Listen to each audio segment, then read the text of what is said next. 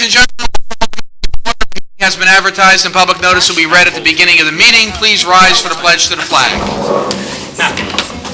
I pledge allegiance to the flag of the United States of America and to the republic for which it stands, one nation, under God, indivisible, with liberty and justice for all. Roll call, please, Ms. Hill. Mr. Balca? Here. Mrs. Bacco? Here. Mr. Bashada? Mrs. Bloom? Here. Mrs. DePinto? Here. Mr. Esposito? Here. Mr. McAgnone? I am present. Mr. Walsh? Here. Mr. Syak? Here. Can I have a motion to retire into executive session? So moved. By Mrs. Bloom, do I have a second?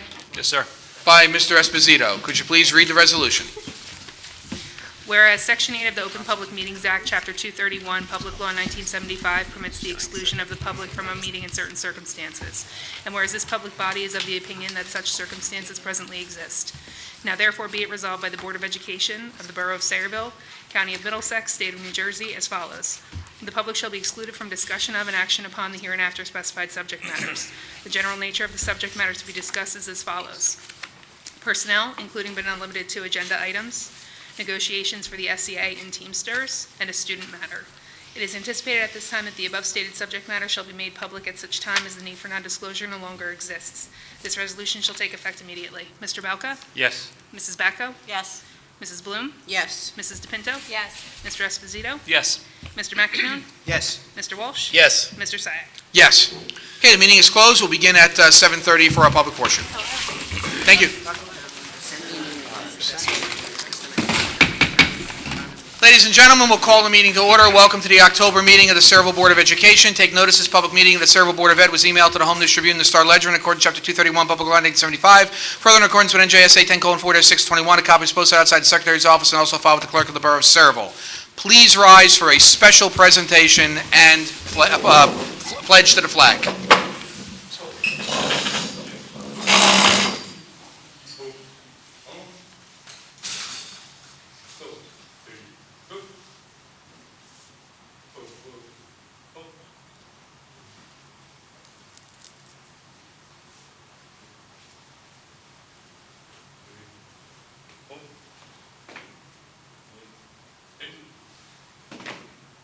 Mr. McAgnone, would you please lead us in the pledge? I pledge allegiance to the flag of the United States of America and to the republic for which it stands, one nation, under God, indivisible, with liberty and justice for all.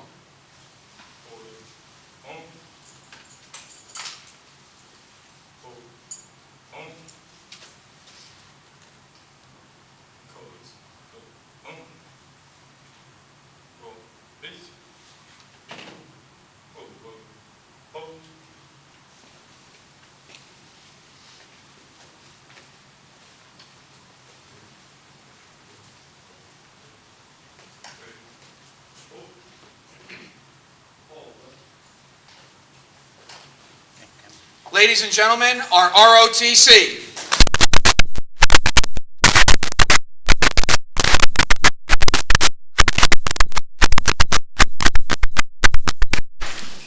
Mr. McAgnone, would you like to make some comments about our ROTC before we begin? Well, absolutely.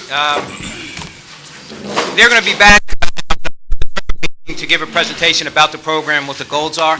I'm just both personally and professionally happy to finally see Sayreville War Memorial High School. We have an Air Force Junior ROTC program led by Colonel, still back there, Colonel Spare, who is a retired Air Force colonel, pilot, also retired airline pilot as well. And we're fortunate to have him and with his capability to run this program. And we'll hear more about them from November. Thank you, Mr. McAgnone. And please remember that before our next meeting, November 11th, is Veterans Day. So take that opportunity to thank a veteran for his or her service to our country. And again, thank you to our OTC. Looking great. Ms. Hill, roll call, please. Mr. Balca? Here. Mrs. Bacco? Here. Mr. Bashada? Mrs. Bloom? Here. Mrs. DePinto? Here. Mr. Esposito? Here. Mr. McAgnone? I'm present. Mr. Walsh? Here. Mr. Syak? Here. Can you summarize executive session, please?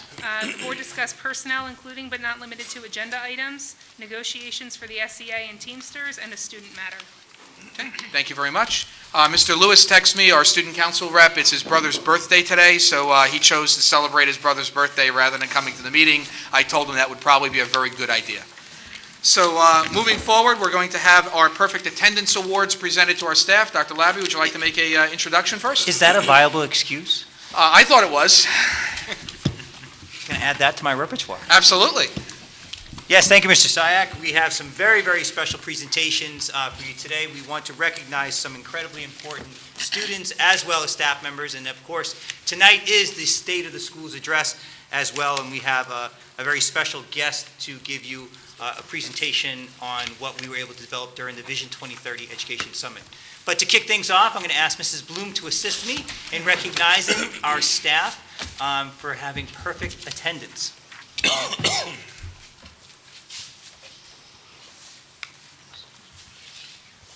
My question for perfect attendance was always, why? Take a sick day, you need it.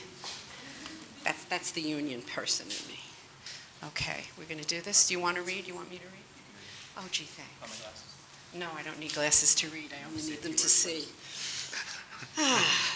So, here we go. Perfect attendance. God bless you all. I babysit now. I need a sick day from that. Okay, first we have Mrs. Sandra Appleby from the Arlett School. First day she's missed. Okay. Yeah. Amy Bartlett from the high school. Thank you. It doesn't say how many years, so we'll hope that nobody has a lot of years, because that makes me even crazier. Okay. Mr. Tim Byrne from Truman. I know Tim has a And I believe that is with a ruptured Achilles heel, correct? Okay. Okay. Stacy Coglinis from the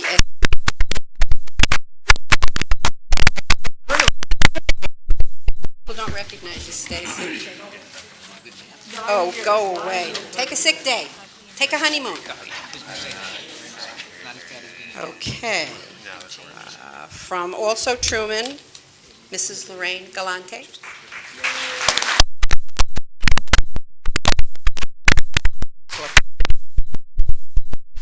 Okay. Congratulations. From Eisenhower, Miss Stephanie Gagliatio. Did I say that right? Gagliato, okay. Okay. From Silova, Mr. Glock Malloy.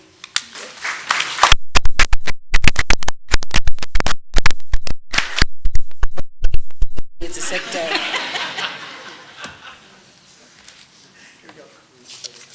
Okay. From the SUES, Mrs. Annie Grillo.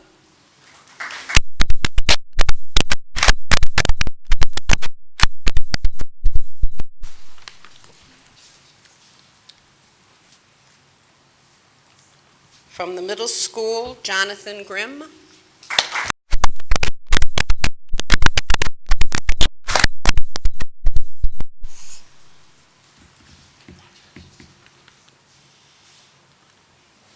Also from the middle school, Andrew Hockren.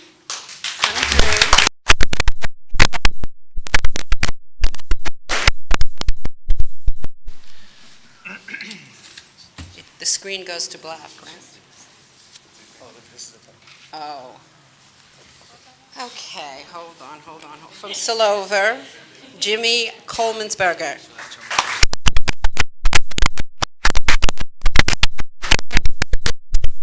James on here, but I have to say Jimmy because you'll always be Jimmy.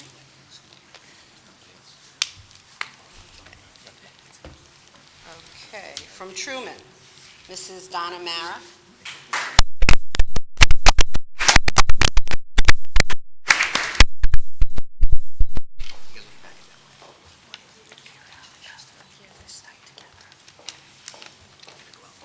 Okay.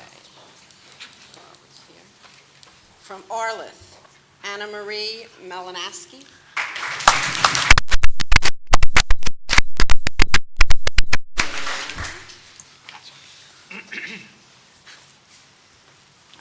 from the middle school, Mr. Patsy Palmer.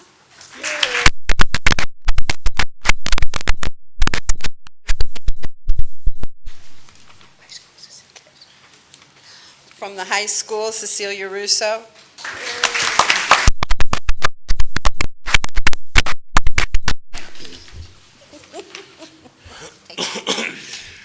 Okay, from the SUES, Donna Swarchek.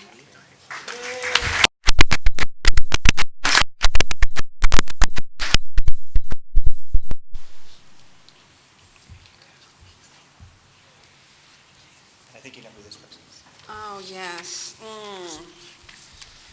Mrs. Shediak, are you going to come up here? Dr. Shediak.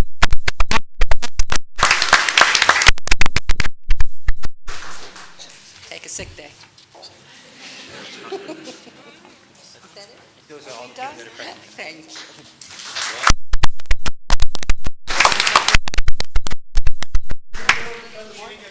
Who did?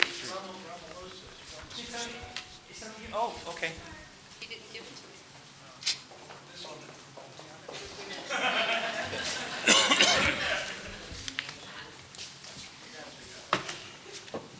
Eddie, okay.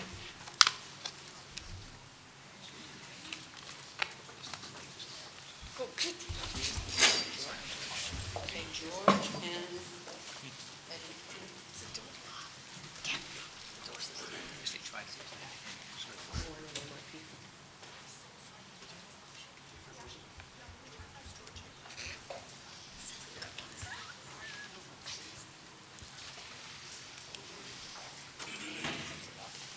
Yes. Is it locked?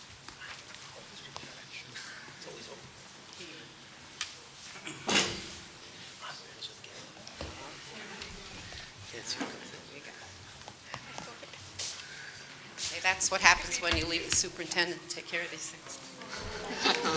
No, no.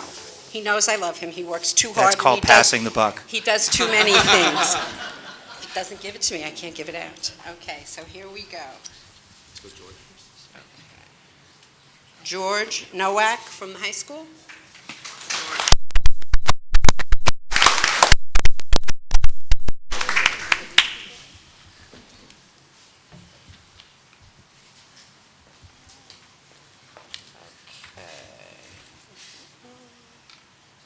Where is she from? Let me see. Okay, we'll do this one. Okay. And Mr. Edward McCann from the middle school.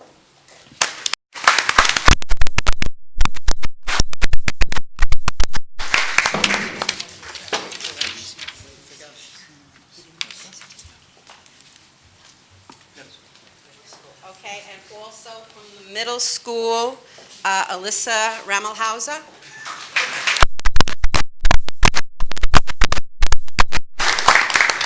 Did I say it right? Close enough? Alicia. Okay, Ramelhauser. Thank you so much. Okay, is there anybody else we missed? Anybody else need a sick day? No?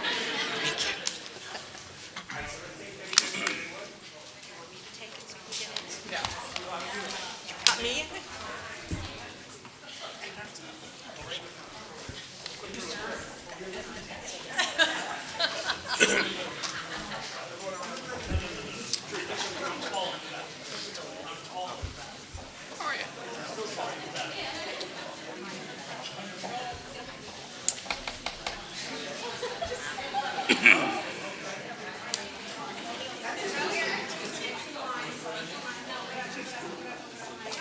You're next, right? Actually, it's not What's that? Oh, you're next. So, Mr. McNamara, do we have a score check yet? Everybody say Yankees. One more Yankees.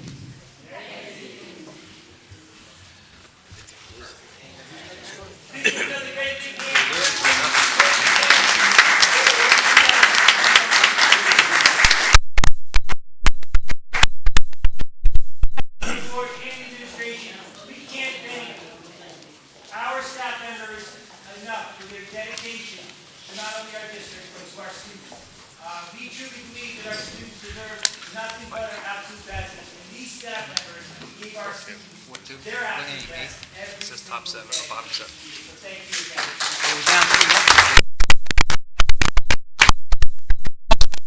My comments as well. Again, thank you very much for coming to school every single day, whether you're a teacher, a nurse, a custodian, a building principal, an assistant superintendent.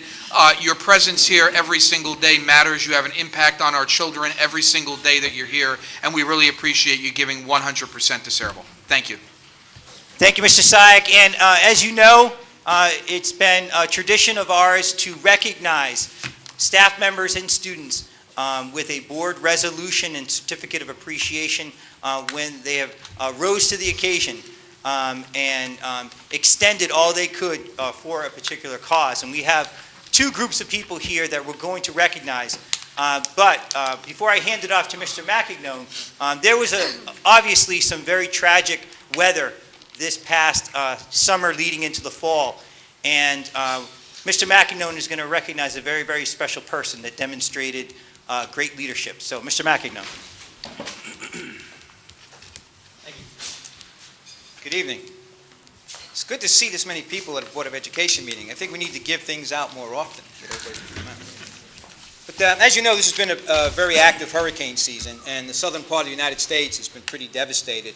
And I think we can relate what happened here in 2012 with Hurricane Sandy. So there's an organization in town called Bridges of Peace, and what they decided to do is to use a tractor trailer to load it up with supplies and then drive it down to Texas. And while that was happening, there was a young lady, one of our students, that contacted the borough leadership and said, "Hey, how can I help?" And when I found that out, I contacted her. So, "Caitlin, could you please come up?" And this was the best thing. My job was real easy once I made contact with Caitlin. She's a senior here at the high school. She's a member of the National Honor Society. She's a member of the National Math Honor Society. She's a member of the National Spanish Honor Society. And she's one of the captains of the cheerleading squad. And when I say cheerleader, I want to put emphasis on leader because that's exactly what she did. All I had to do was tell her what needed to be done, and she literally took the ball and ran with it. She had Google Doc spreadsheets with schedules for students to work at the trailer to pick up supplies from people delivering it, to sort them out. She made sure that every shift was full. She contacted the person from Bridges of Peace, and that person contacted me and said she's absolutely awesome. And I was very impressed after meeting her and talking with her. And I know her plans, and I spoke to her at one of the events that she's applying to Brown, one of the Ivy League schools. And there's no doubt that she has the tool set to be successful and get accepted to an Ivy League school.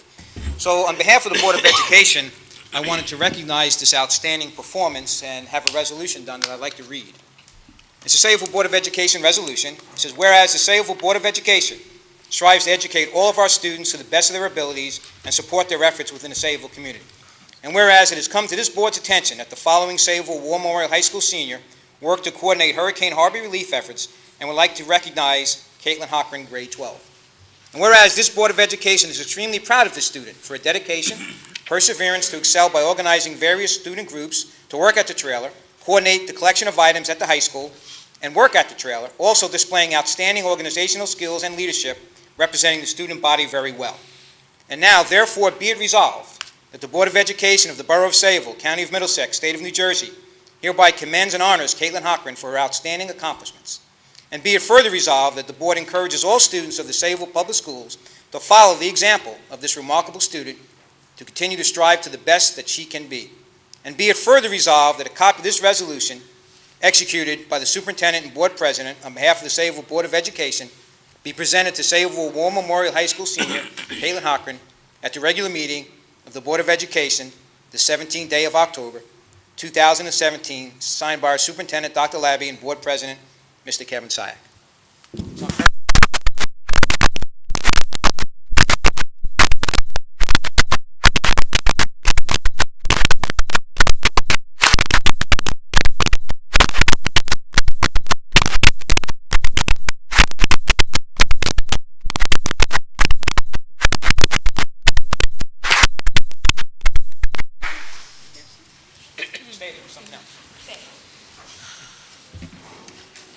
Often when we do efforts, we like to see the results of that, and today we got a thank you card from elementary school in Houston, Texas.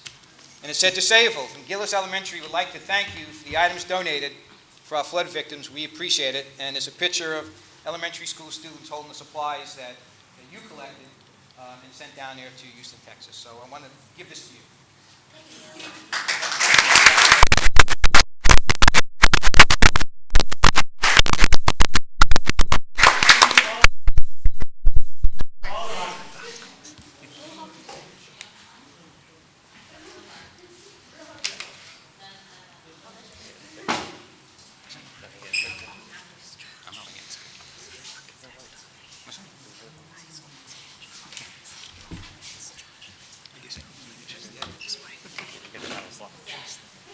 Listen, look at this way. There's no fair system in people. So, believe me, it's not happening. Did 4 terms. Got the junior program.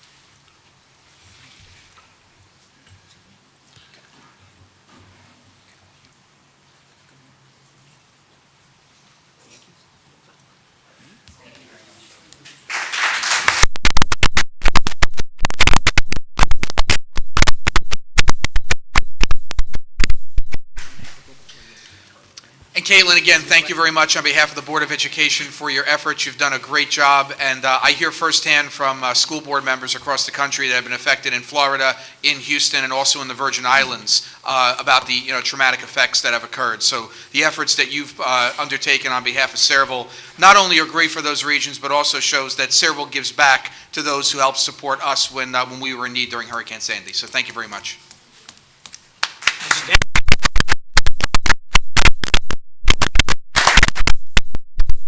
And to conclude with our resolutions, Mr. Sayak, as you know and as the board knows, we decided back in June that we wanted to organize a strategic action planning activity for the next 4 years. And we decided that we would have something called the Vision 2030 Education Summit. So we put out a call to some very special people and asked if they would sacrifice their time from their families as well as from their careers to spend 2 full Saturdays with us and to produce for us goals for certain domains that will assist us in moving forward for the next 4 years. And Dr. Bragan, who is our facilitator, is here tonight to go through the finished product that these wonderful people collaborated on developing. But before Dr. Bragan presents that report, I think it's most fitting that we celebrate and recognize their efforts as well. So, Mr. Sayak, can you join me up front? Absolutely.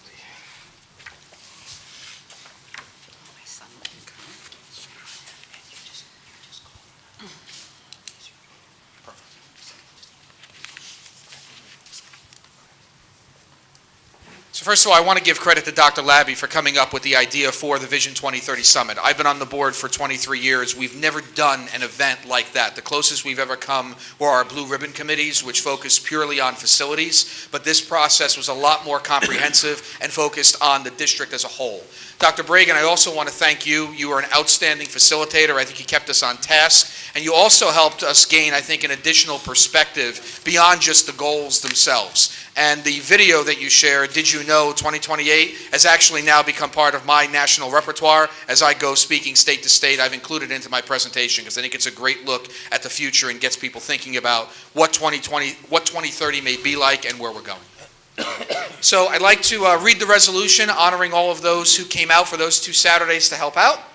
Whereas the Sayreville Board of Education has adopted a vision of future excellence called Vision 2030 and thereby strives to continually improve the education of all of our students. And whereas the board wishes to recognize the following community members who sacrificed their personal and professional time to participate in the Vision 2030 Education Summit on September 9th, 2017 and September 16th, 2017, in order to assist the school district in collaboratively mapping the future success of the children in Sayreville for the next 4 years. And whereas the Board of Education is extremely appreciative for their demonstration of dedication to our district and our students, Now therefore be it resolved that the Board of Education of the Borough of Sayreville, County of Middlesex, State of New Jersey, hereby commends and honors the Sayreville Education Summit community members, and be it further resolved that a copy of this resolution, executed by the Superintendent and Board President on behalf of the Sayreville Board of Education, be presented to each of the Sayreville Education Summit community members at the regular meeting of the Board of Education the 17th day of October 2017.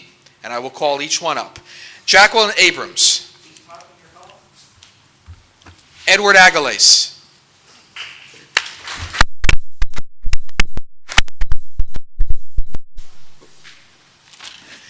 Jennifer Alberta. Angela Costa. Phyllis Batko.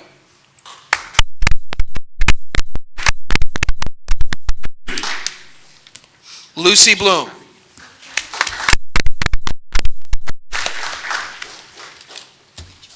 Catherine Bloodgood.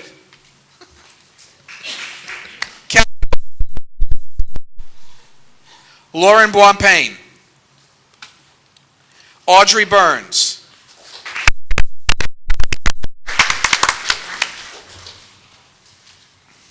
Timothy Byrne.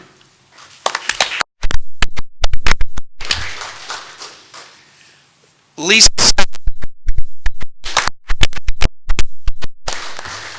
Dawn Cherry.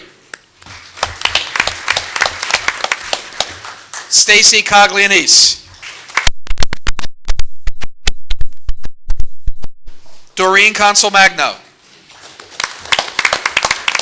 Joseph Coyle. Carmen Davies. Cynthia DeFina. Anthony Esposito.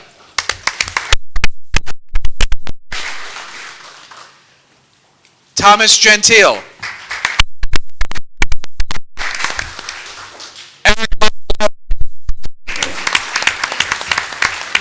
Richard Glahusky. Joseph Goshinsky. Kimberly Grossman.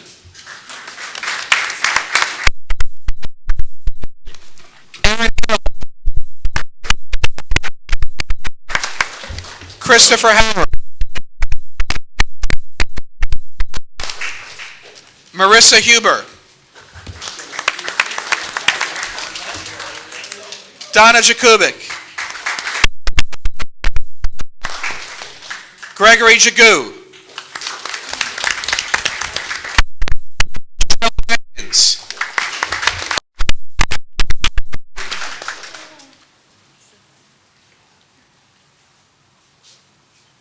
Shannon Johnson. Zoe Katsilas. Victoria Kilpatrick. David Nastor. James Colemansberger.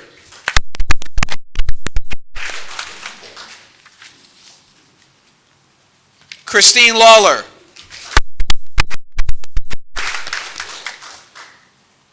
Johnny Lewis. But Angela Koska and Johnny Lewis were our student representatives, so they also participated in the summer. They were a wonderful addition to the program. Christine Lawler. Oh, I'm sorry. I'm now heading backwards. I'm heading backwards.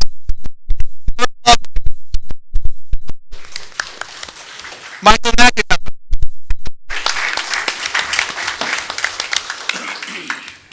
Christopher Mason. Nancy Marino. Jack.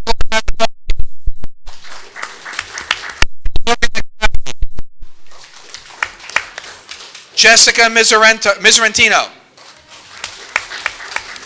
Julie Ott. Robert Pratt.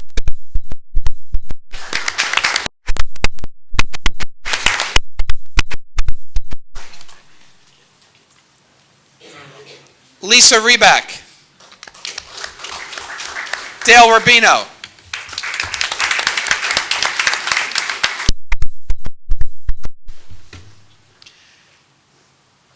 Tara Schleline. Marilyn Shediak.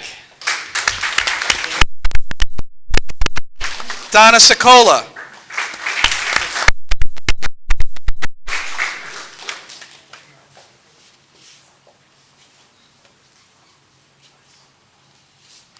Ruth Ann. Amy Stuber.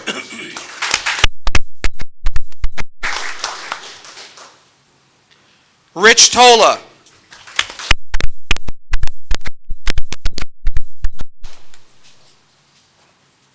Christine Vistano. Liz Beck.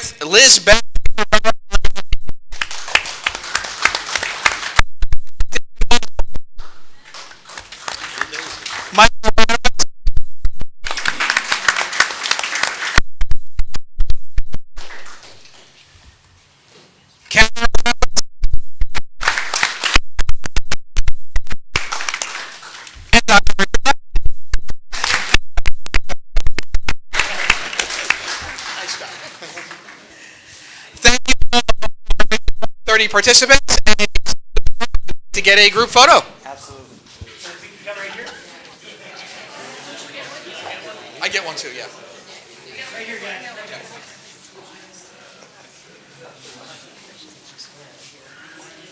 you go. That'd be a good idea.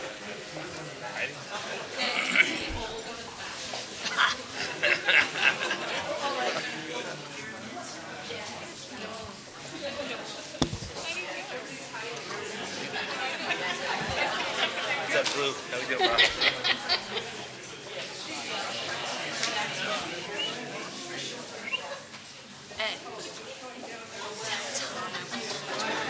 Hi.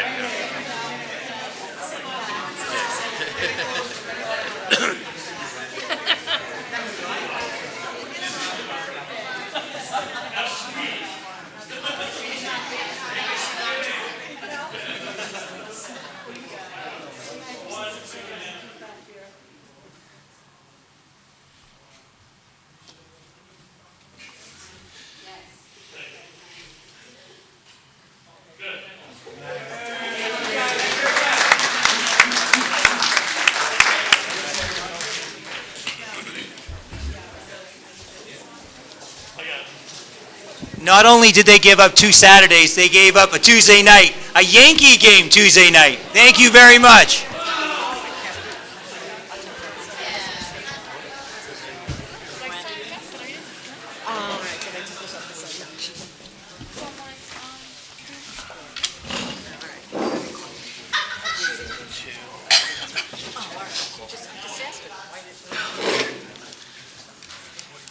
Okay, Mr. Sayak, if you don't mind, we can let our people know that this is a chance. We are going to begin the State of the Schools Address. You are more than welcome to join us as we do the State of the Schools Address, but we'll give you a couple moments if you want to awkwardly.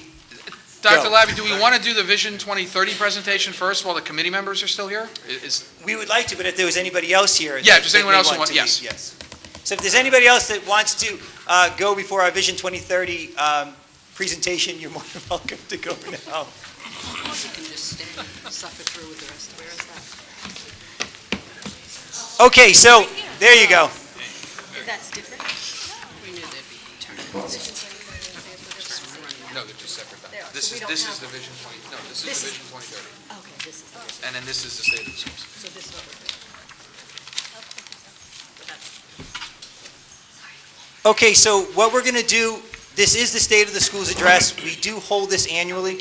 So we are going to briskly, Mr. McAgnone, go through the State of the Schools Address, I'll be the judge of that. and then we will hand it over to Dr. Bragan, who will talk to you about our Vision 2030 Education Summit outcomes.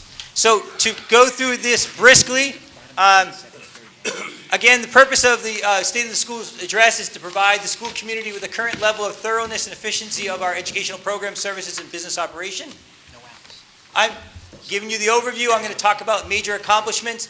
Dr. Shediak is going to review our 2016-17 student assessment results, which, by the way, is a QSAC requirement. We're going to then briefly show you the 2018-19 budget development calendar. Andrew?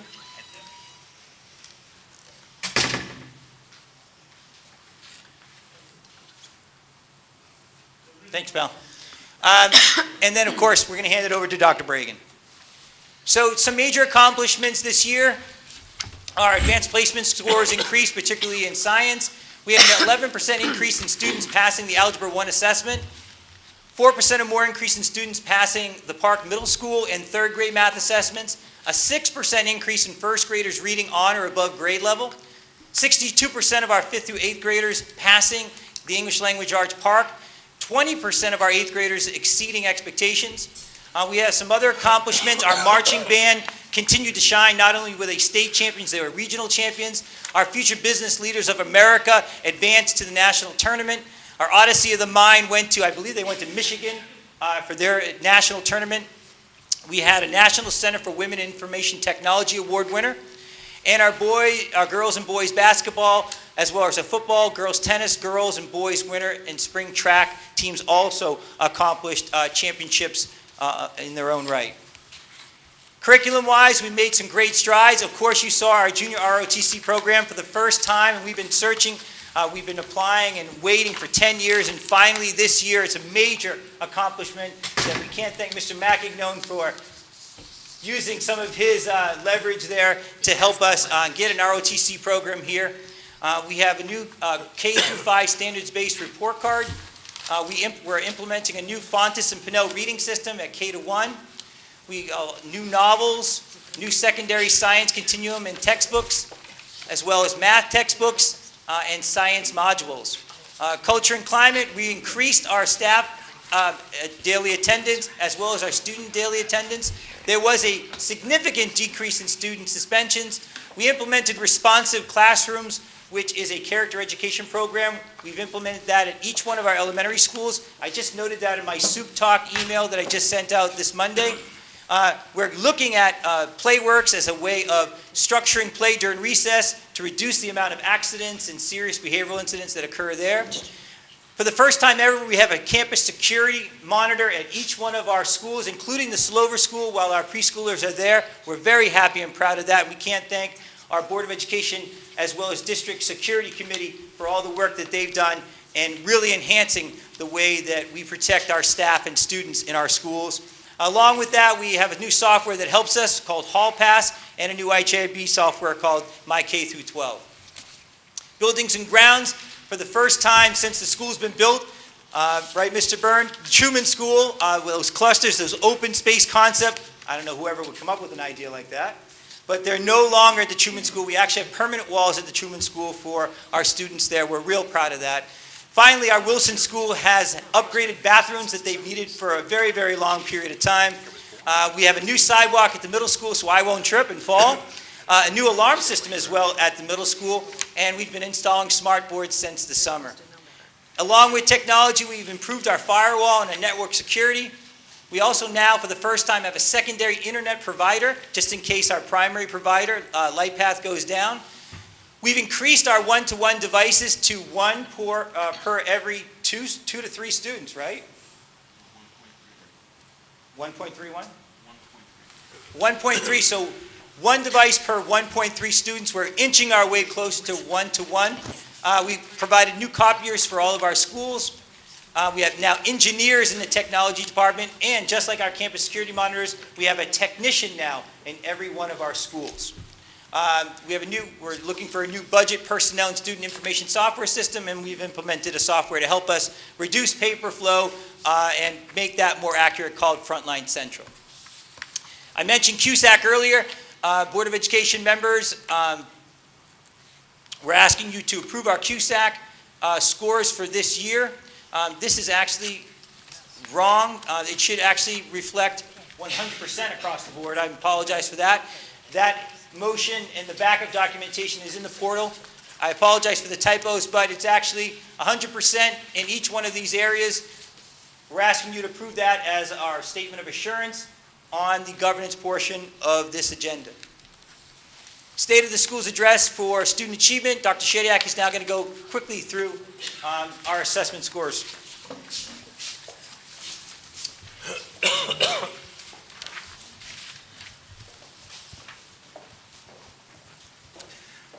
Okay, as Dr. Labby mentioned, we had some improvements in some of our scores. Up here I have for the Park English Language Arts, the percentage of students passing, that's receiving a score of a 4 or 5. And the district scores are in blue, the ones towards the right.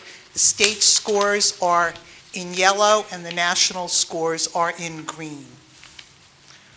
And it's broken down by grade level here.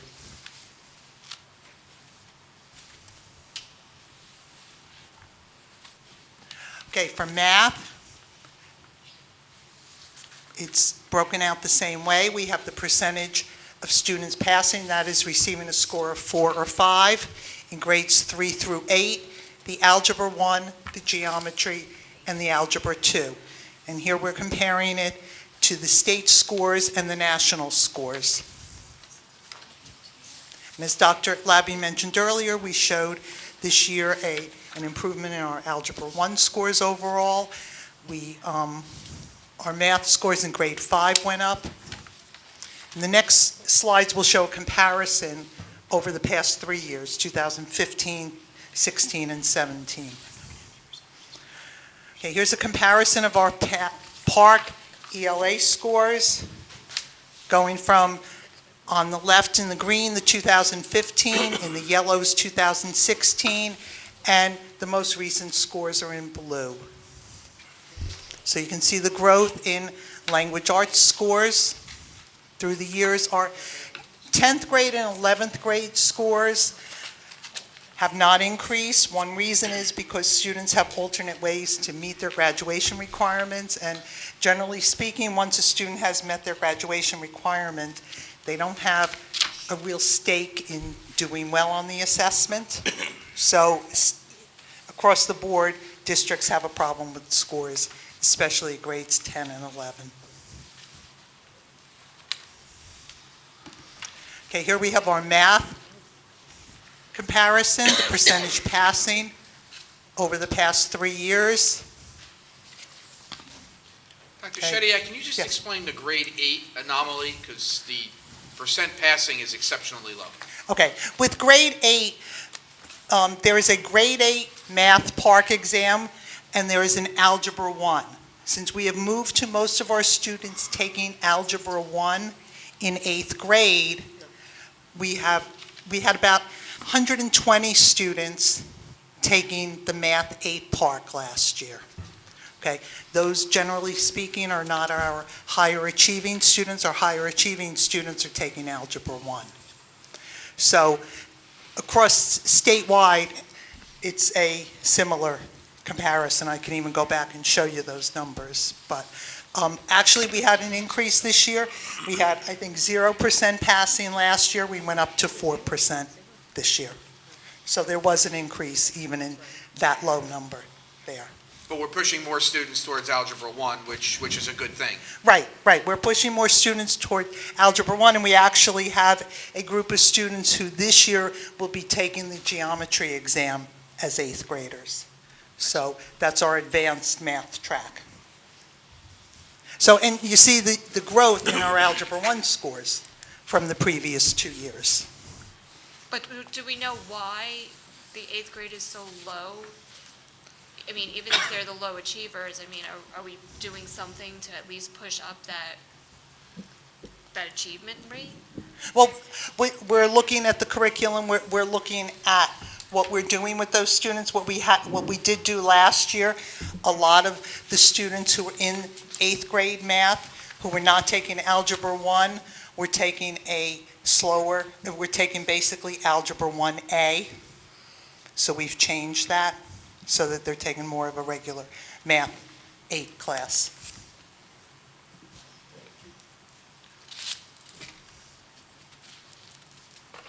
Okay. Our SAT scores for the class of 2017. The newest ones are in red all the way on the right. It's a new SAT test that the vast majority of our students from the class of 2017 took. Okay, it's now a verbal, which is an evidence-based reading and writing assessment, and math. So we only have 2 scores now, whereas in the past we had critical reading, math, and writing. But if you notice, with the new exam, our total students scored in the verbal 532, and we're close to the state, and we're actually above the state average in the math on the new SAT test. And this is broken down by students who are reported as going to 4-year schools and students who are reported as going to 2-year schools. And you can see the difference in those scores there. But as compared to, if you try to compare them to the previous year's scores, they are higher than in previous years. Okay, our AP comparisons. Here again, we have the current year. On the right in red, we had 359 students total enrolled in our AP courses, 359 seats. The total number of exams was 356. You notice a significant increase over the past 2 years since we began to require that the students, if they were enrolled in an AP course, that they had to take the AP exam. We have 218 tests that were scores of 3 and above, and that represented 61% of the total.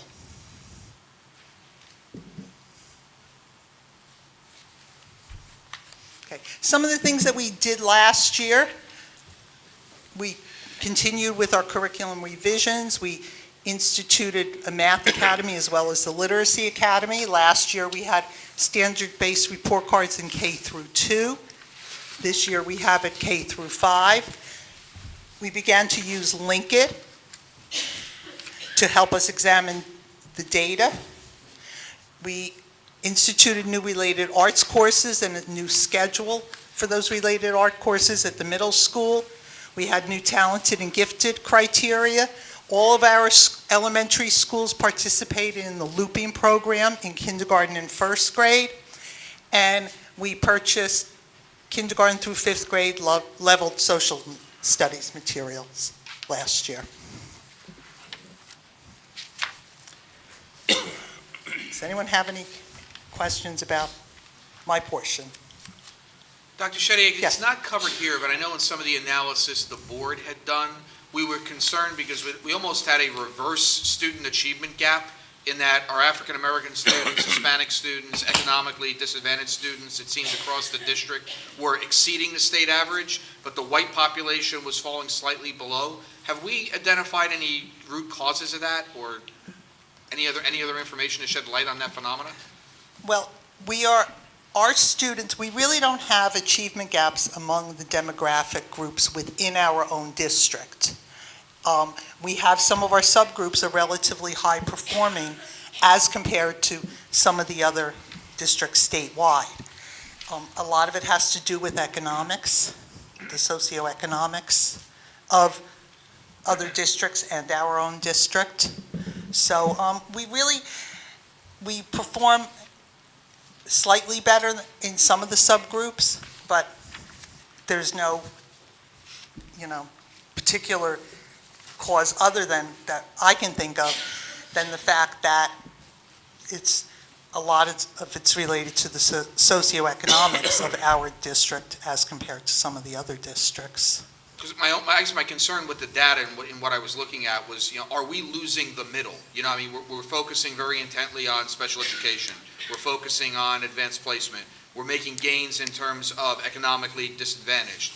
Is there an opportunity for us to focus on the middle to close that piece? And I'm just making a general assumption that white population is the middle. It may not be. I don't know. It's not necessarily. Okay. Really and truly, we are focused on everyone. We're looking at each student individually, and we're looking at students within their subgroups. So we are definitely focused on every student, including the students at the middle. You know, many of these programs, like our Literacy and Math Academy, involve our students who are kind of right on the cusp there, on the bubble there, in the middle, close to making that push up towards the next level. And what we do is, through using a program like Link It, we're able to disaggregate and really look at the data and see where the students are falling, and we're comparing their PARCC scores to what they're doing on our benchmarks and their DRA levels and so on. And through RTI, we're doing a lot for every student. I mean, we've got Tier 1 interventions, which are very often the students who are, you know, kind of so-called middle, but, you know, we're working to address the needs of all the students. Any other board members with questions? I have a question about the 8th grade math. Yes. For the non-Algebra 1 students, the one where we had a low number, do you know the correlation between the percentage of, say, our 8th grade that's in there versus a percentage of other schools? Like, don't most other schools also have a lot of Algebra 1 in 8th grade, or is our number significantly different? Is it a good comparison, is what I'm trying to say, between our number and the state? I think it depends on the districts. There are many districts that don't have a percentage as high as ours that are taking Algebra 1 in 8th grade. I mean, I can certainly get you that information so that we can compare them as a group. Any other questions for Dr. Shediak? All right, thank you very much.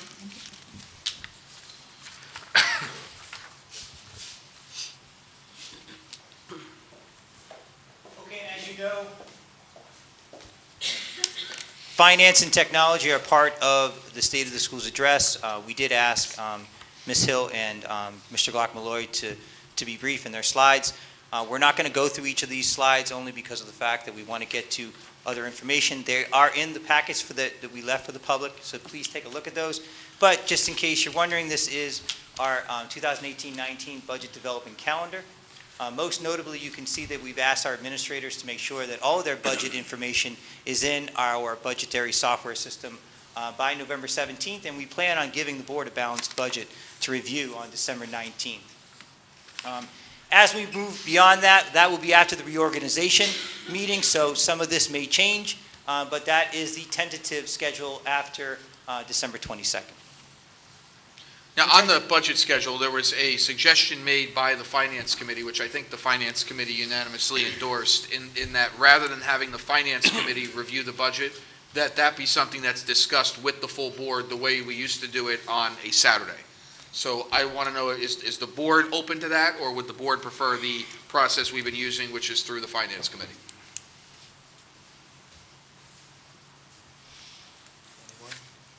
I like the full board, I don't like the Saturday. We could do a couple of evening meetings. That's fine. We've done that in the past, and I think that works out well. Instead of rehashing it, and, Mr. Balca? I'm all for it. This way we all own a part of it too, so we're all. Yeah. Mr. Esposito? Without a doubt, yes. Mrs. Bloom? Absolutely. I'm a yes, yes? Yes. Well, Mrs. DePinto, you're not going to be here, so you're definitely a yes. Yes for everyone else. So as you can see, along with that, Thank we you. will have these public meetings where we'll still continue to give our presentations, but we'll note that finance committees will be a committee of the whole for the budgetary purposes, purpose. which will be open to the entire public to attend if they should so want to. Correct. Okay, State of the Schools technology. I'm not going to have Mr. Glock-Malloy come on up and talk about this, but I did want to provide you with his State of the Schools slides, so I'll go through those. Bringing us now to the Vision 2030 educational needs assessment. Before the Education Summit, we put out an assessment survey for all of our community to participate in. I wanted to briskly go through that with you before we ask Dr. Bragan to come up. The slides are in there, so I am going to go through it briskly. First thing we did was we took a look at how many people responded. We didn't have as many responders as we would like. I believe that it was about 244. As you can see, the majority of them were parents. we did have some school district staff members. We have the ethnic breakdown of the people that responded, the gender, predominantly female responders, the socioeconomic status of our responders, and the national residency of our responders. The majority of the people that responded had lived in Sayreville or worked in Sayreville over 20 years, but you can see it's pretty equally split. In terms of the overall satisfaction with the school district, the majority of people that responded were satisfied with the school district, and there was a portion that was very satisfied with the school district. As you can see, though, we do have some dissatisfied customers, which means we have still quite a bit of work to do. With regard to our financial philosophy, the majority of the people that responded were either very or satisfied, but there were some people that were somewhat or dissatisfied. Speaking of the collaborative, collaborative nature of developing a budget, some people thought it was somewhat collaborative. We did have quite a bit of people that said it was collaborative, and then there were about 15% that didn't feel that it was collaborative in nature. Maybe with the Saturdays, people will feel that it's more collaborative. In terms of the budget adequately meeting the needs of the district, I would say the majority of people were somewhat, they felt that it was somewhat meeting those needs, while there was a portion that felt that it was meeting the needs of students, and then a portion that didn't feel that way. The majority of people, though, did feel that either the district was developing a fiscally responsible budget or a somewhat fiscally responsible budget. Majority of people felt that our food services program was adequate, and when you combine that with somewhat adequate, it leaves us with only about 25 dissatisfied customers that we have to work on. In terms of facilities and grounds, the majority of people were either very satisfied or satisfied with our facilities. In terms of them being safe, again, the majority of people felt they were safe or at least somewhat safe. In terms of being overcrowded, many of our responders felt the schools were overcrowded. And that's something that we took note of during the Vision 2030 Education Summit. Likewise, the answers were kind of split in terms of class size, but if you combine the yes with the somewhat, we have some people that also feel that our class sizes are a bit too high. Overall, the people that responded felt satisfied or at least or very satisfied with technology and the infrastructure that we're providing for it. In terms of adequate user accessibility, again, the majority of people felt that they were satisfied with that, or at least somewhat satisfied. We've often talked about education devices. As we said, we have 1 per 1.3 students, and that's reflected here. People are satisfied with that. However, we all believe that we have some work to do. We'd really like to get that to 1 device per each student. In terms of student achievement, again, most of the people that responded to this felt very satisfied or satisfied with our student achievement. And that's reflected here.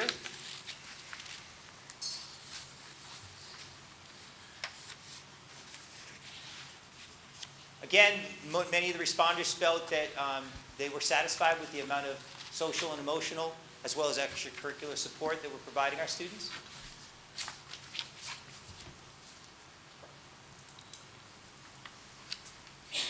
And in terms of a sufficient supply of programs and resources and supplies, the majority of people felt that we're adequately providing that or somewhat adequately providing that, which tells us that we have some work to do. We do our best to provide the tools that our teachers need to be successful, but here is a response that demonstrates that there is still some work to be done in that area too. In terms of the educational environment, the climate or culture of the district, most of the responders were satisfied or very satisfied. In terms of the climate and the culture or the environment being safe, The majority of people felt it was safe, or at least somewhat safe. And this is actually before we implemented the campus security monitors at each school.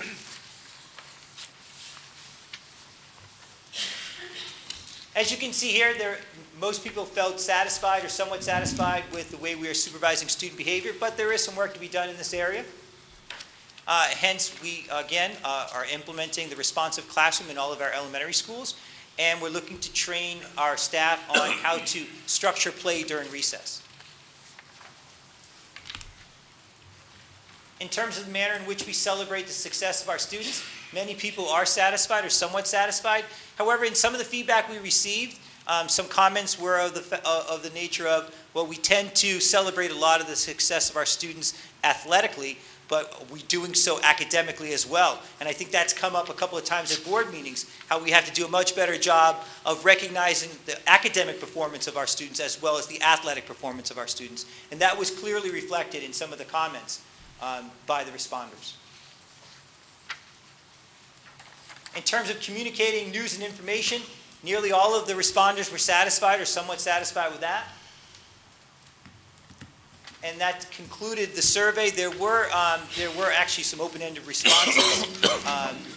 We did share those open-ended responses with the members of the Vision 2030 Education Summit prior to us beginning the process of developing the goals. Are there any questions at all on the survey that was put out or the results? Any ideas on how we can increase the amount of people that participate next year, if we're going to do this next year? Yeah, we can do the best we can. I mean, we put it out. I must have put it in several, 3 or 4 bomber blasts. I even put it in a couple of phone calls too. You know, they say significantly you should have anywhere between 15 to 20% responders. So we didn't have that. We had about 5% people respond. So there's clearly some work to be done in that area. However, we do thank the 200 plus people that took the time to complete the survey. Some people noted on the survey that it took a little too much time to complete. However, I think many of you did it as well as I. It took me about 15 minutes tops to complete it. So maybe in the future we'll look to a way to decrease the amount of time it takes to complete a survey, and maybe try to incentivize completing the survey as well. Dr. Labby, the other option on that is, you know, through Power School and the portal, I don't know if there's a way to do a brief survey before a parent goes on at certain times in a year to check grades or get a schedule. Certainly you wouldn't want anything that's, 35, 40 questions, but if we're looking to get a pulse on maybe 3 or 4 questions, that would be a way, to pick different questions every single time to get a full view of, every single parent in the district, as long as it's short. Certainly a good idea, something that we'll take into consideration. Many of our parents at the secondary level use the portal, but at the elementary level, they prefer to wait for the secure document sends, where we send home the report cards and the progress reports via that, Gotcha. as opposed to the secondary level. So I would be a little bit cautious of doing something like that, because that might exclude a lot of the input from our parents of students grades 5 and lower. Well, I solved half the problem for you. Absolutely. You only got the other half to work on. And I'm so appreciative of that, Mr. Sires. Any other questions or comments? Okay, at this time, I'd like to introduce a very special guest who is going to take you through the rest of the way of the Vision 2030 Education Summit outcomes. It is a pleasure to introduce you to him. He is a colleague, he is a friend, he's very accomplished. He was the former superintendent of the Hazlet Public School District. It is now the Director of Educational Leadership at Monmouth University. It gives me great honor and a pleasure to introduce Dr. Bernard Bragan.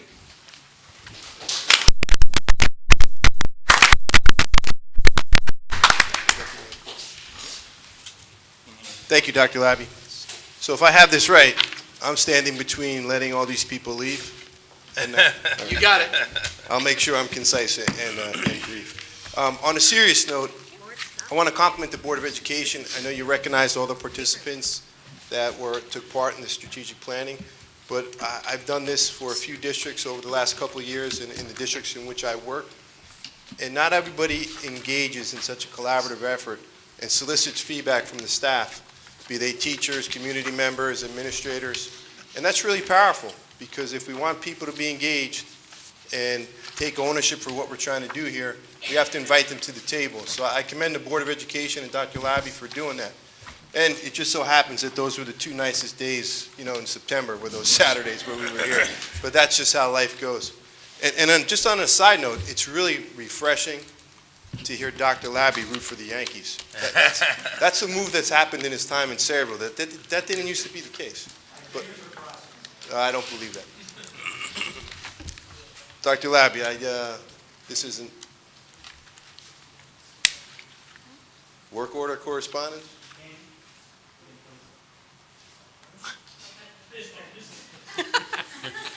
Dr. Bragan, you can go through our correspondence for us, too. I'd be more than happy to add it and just do what I need. Do we have that?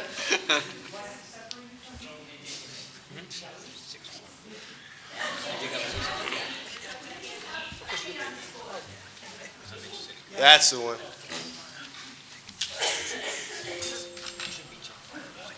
Awesome. Thank you. Just to go over the process, as Dr. Labby shared, it took place over two Saturdays in September. And my understanding was all the community members were invited, members, stakeholders across the community, and those that showed up really took an active role and participated in the process. For a facilitator, that someone's on the outside that's coming in, didn't really know anyone except for a few people, I got to commend the group. They took the task seriously, they worked hard, and again, it was one of the nicest days, both of those days that I was here. But really, we're vigilant to the task. Some people selected groups that they were interested in, other people were assigned to those groups because of their responsibilities. But on both days, we had to stop the groups from working. The time limit had come and gone, and they were so engaged in the process that they wanted to continue working. So kudos to the groups and those that participated. So after that, we developed the plans, as you'll see, and the board members have the document. It's about 30 pages long. I'm not going to go over 30 pages of slides. We're going to hit the highlights, and I'm assuming Dr. Labby, when the board reviews that and wants to share that with everyone, we will do that at some point. The information was, it was a lot of information. As you know, some of you that worked on that, I took it from the big sheets of paper. Some people submitted electronic copies, and we tried to collate it all into one format in the 5 domains that we'll speak of in a little while. And from that point, once it was put together into one single format, the rough copies were shared with Dr. Labby, the administrative team, took some feedback, made some changes, and edited the documents to what we're sharing tonight. Tonight's presentation, I assure you, will not be 30 pages long. We're going to hit the highlights, go over the 5 domains, and I'll entertain any questions or concerns at that point. As Dr. Labby went over in the State of the School review, the 5 domain areas were facilities, technology, finance, community and culture, student achievement. In facilities, some of the highlights were a new turf athletic field for the high school. The conversation around that went something like it's been over 10 years or 13 years, I think it's been in existence. It's outlived its usefulness and it's time for safety reasons and certification reasons. HVAC updates at all schools. That was a concern not just for the old, I shouldn't say older, but for the aging boiler systems, but also if you're going to upgrade it to try to include central air conditioning in the schools as you move forward. Renovate the multi-sports area adjacent to the high school stadium. Apparently there's some drainage issues and some things with that field as well. And this was something that came up, again, it's more in-depth in the document that the board has and goes into the different areas in which you can do that, but to plan for the projected growth. That's an issue, as you had said in your survey with the overcrowding in some of the classes as the parents feel the class sizes are getting large. When we had our discussions about facilities, that came up too, with the number of students in buildings, and at some point we're going to have to address it.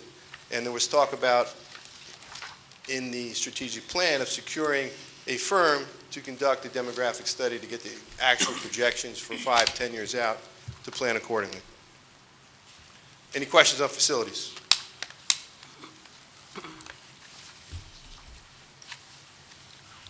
The technology highlights, as Dr. Labby mentioned today, is to move towards a one-to-one initiative with student devices district-wide. So that at some point in the near future, from preschool to kindergarten to grade 12, we'll have one-to-one devices for all the students. Plans to manage all the software in the district. It's not that unusual in your district, as in most, over time, the software that's utilized by staff, administrators, and teachers just keeps getting bigger and bigger. There's more options, there's more things, there's more technology that students have access to, and at some point you got to manage it. You got to go through, you got to review what are students really utilizing, what are staff utilizing. That's part of the plan. Review and update the technology infrastructure. You can add all these one-to-one devices. All of us have phones. We have access in the buildings to our phones. Our students have that. But if you don't upgrade the wireless system, the switches, and some of the other stuff that I don't really know what it is, but it's in the ceiling, and you know, you need to have that infrastructure in place, or else the wireless devices, especially when you're adding more, will not function at the speed with which they should. And provide training and professional development for the staff on technology. As you all know, you can't just throw technology at people and expect them to use it successfully. We could always ask the students, right? They usually know how to use most of it. But it's important to train staff as well as training the technicians on the staff. And part of that, one of the things in the plan was the creation of a help desk kind of thing that you would have in a company, that if there's an issue, you call the help desk to try to get help. All great ideas. You can never forget, even with the technology, the human component is the key. We don't make cars, you know, we don't make jackets, we work with children. And it's a people-based endeavor. So even though we have all this technology, we talk about one-to-one devices, it's the people that matter. So you have to train them and provide them the support, or no matter what you do with a one-to-one device, it won't be successful. Some finance highlights: increase the food service catering revenues was one of them. Secure the funding for the one-to-one devices. And reduce out-of-district contractor costs. And one of the specifics that came up with that was transportation, that if the district takes ownership of a bus, buys a bus and a driver, and over time does that, you know, slowly, they could take over some more of those routes, which would reduce the, how shall I say this, the variability of some of the outside vendors. If you control the routes, it'll be easier for you to manage them and, you know, make sure they're being delivered in accordance with your expectations.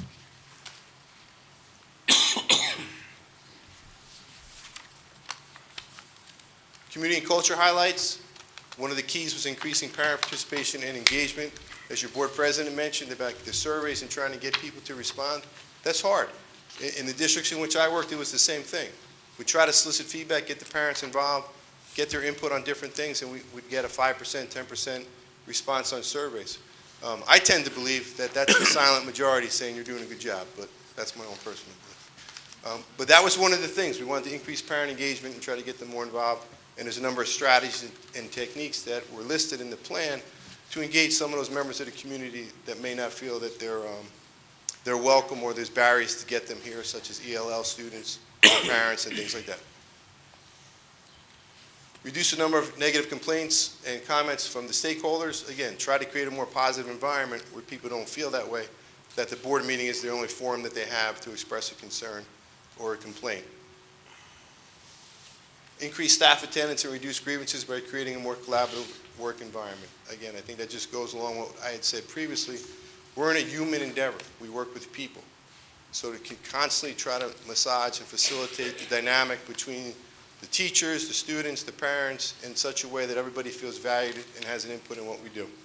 That will ultimately reduce some of the complaints. And increase student enfranchisement at all levels. There was a number of things and ideas that were put in place for that in the community and culture section, and it's really important. At the end of the day, an engaged, enfranchised student is going to be a high-functioning student that wants to come to school. A disengaged student that doesn't see the value in whatever we're trying to accomplish may have attendance issues, may not be as engaged as we would like them to be. So good ideas and good stuff in the community and culture highlights.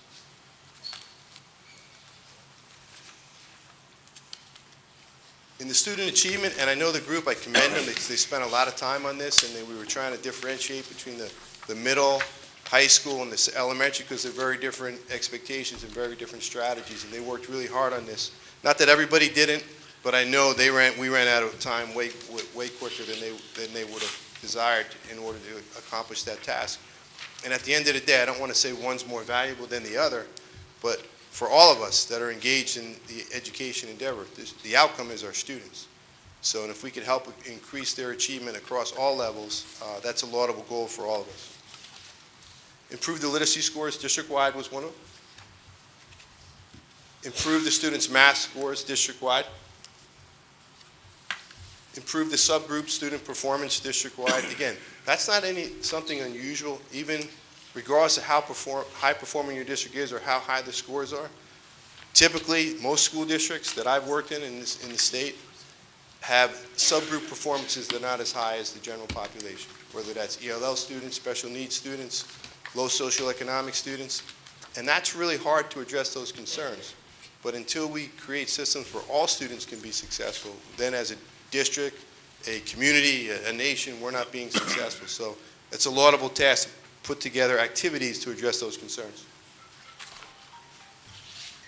And refine the district curricula to best meet the students' needs. You saw some of that tonight, as Dr. Labby alluded to, the Fontes and Pinnell reading programs in K-1, I think, is now. Try to move that forward to more of a balanced literacy approach to reading and writing instruction that's more student-centered and more geared towards individual student levels.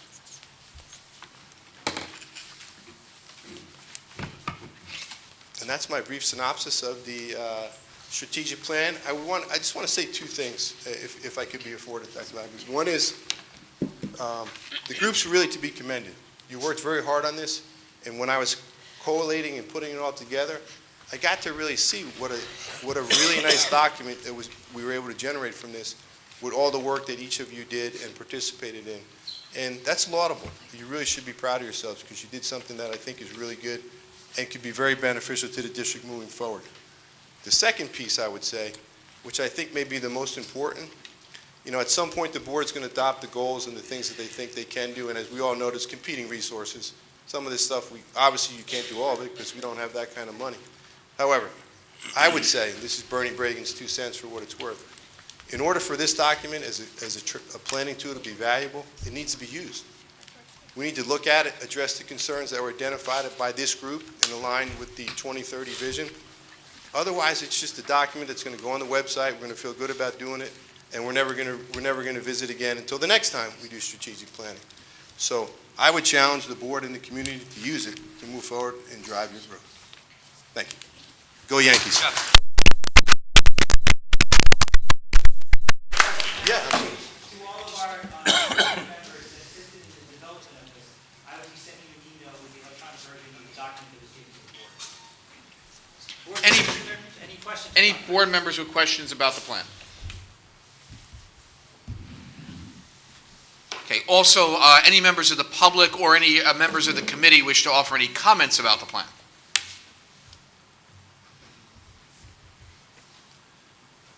All right. Excellent work. Dr. Bragan, based upon your comment, I think the silence means you did a great job.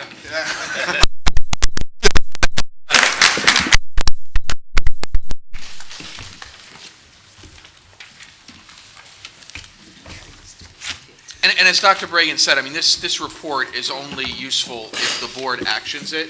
So I'd like to make 2 suggestions to put it into action, because as you go through the detail, you're going to see that there are certain items that are clearly within the board's role to action. I mean, one of the items, and when we talk about HVAC funding, HVAC improvements, is related to a referendum to secure funding. And that's certainly something that the board would have to action, champion, and garner community support for.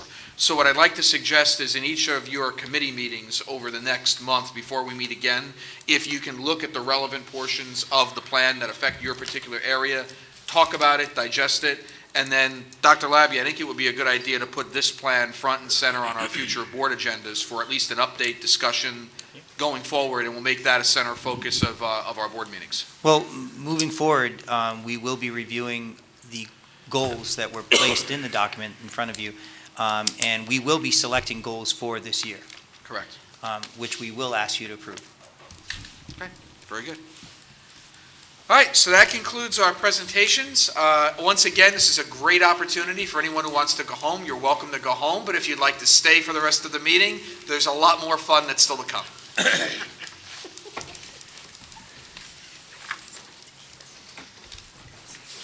All right, under correspondence, we've got the monthly technology work order reports and the monthly maintenance work order reports.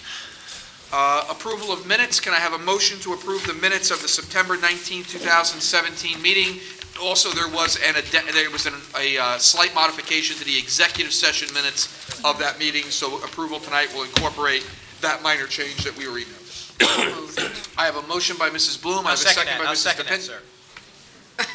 He really wants it if you're okay with that. Okay. Okay. Second by Mr. McEnone. Any comments on the minutes? Expedite. Hearing none, roll call on the minutes, please. Mr. Balca? Yes. Mrs. Becca? Yes. Mr. Mr. Bishot's not here. Mrs. Bloom? Yes. Mrs. DePinto? Yes. Mr. Esposito? Yes. Mr. McEnone? Yes. Mr. Walsh? Yes. And Mr. Syak? Yes. Okay, moving on to the superintendent's report. Mrs. DePinto, you're welcome to take a motion on that now, and You got Go- it. go ahead, Dr. Labby. Okay, of major importance, obviously, all of our agenda items are important, but of major importance on that, number 18, which can be found on page 5, we're asking you to approve a resolution authorizing the Sayreville Board of Education to enter into the New Jersey School Boards Association Cooperative Pricing Agreement. Number 33, which can be found on pages 8 and 9, we're asking you to approve another resolution authorizing the district to sell through gov deals or dispose of obsolete equipment. Number 46, which can be found on the addendum, we're asking you to approve a revised permanent and per diem substitute bus driver rate for the school year 2017-18, effective October 18th, that would be tomorrow, on the addendum. And as you know, excuse me? Mike's not on. Mike's not. Excuse me? Otherwise, this is working. As was referenced by Dr. Bragan, we would like to have more of our drivers driving our vehicles. We're having a very difficult time finding drivers. There is a driver shortage in New Jersey right now. So we're asking you to approve an increase in both of those rates so that we have more of a pool of substitute drivers. At this point right now, due to the number of absences that may occur on any given day, we have our mechanics driving, we even have our director of transportation driving. So the increase in these per diem as well as the permanent sub-driver rate, we feel will help us in that endeavor. Number 47, which can also be found in the addendum, we're asking you to approve the purchase of a 2018 Thomas 24 passenger school bus. You can actually read the rest of the details with regard to it, as well as the total cost. Any questions on business, finance and Vision 2030, finance and infrastructure? Seeing none? Achievement, we naturally have some co-curricular activities that we're asking you to approve, as well as, and most importantly, we have a standards-based report card informational meeting on Wednesday, October 18th, that is tomorrow. As you know, during the last public meeting we had, several parents came out to express their concerns with regard to the standards-based report card. And as Dr. Shediak promised, there is an informational meeting. It has been appropriately advertised to our parents at SAMCEL.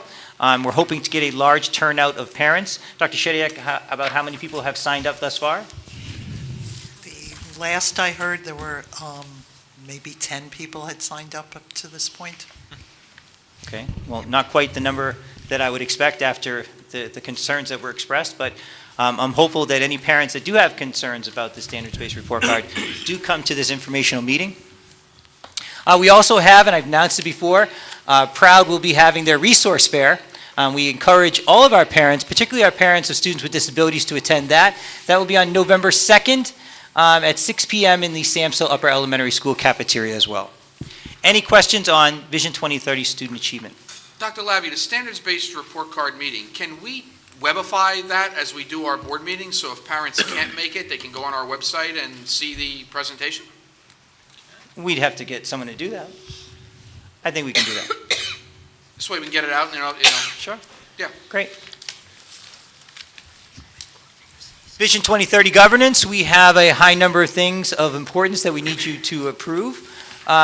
Beginning with number 4 on page 22, we're asking you to approve the submittal of our Year 2 Statement of Assurance regarding the New Jersey Department of Education Office of Special Education Programs Least Restrictive Environment Settlement Agreement. We are in Year 2 of 3. So far, we have been extremely compliant with regard to the stipulations of that settlement agreement. We're hoping that at the conclusion of this year, we will have satisfied all requirements for this settlement agreement.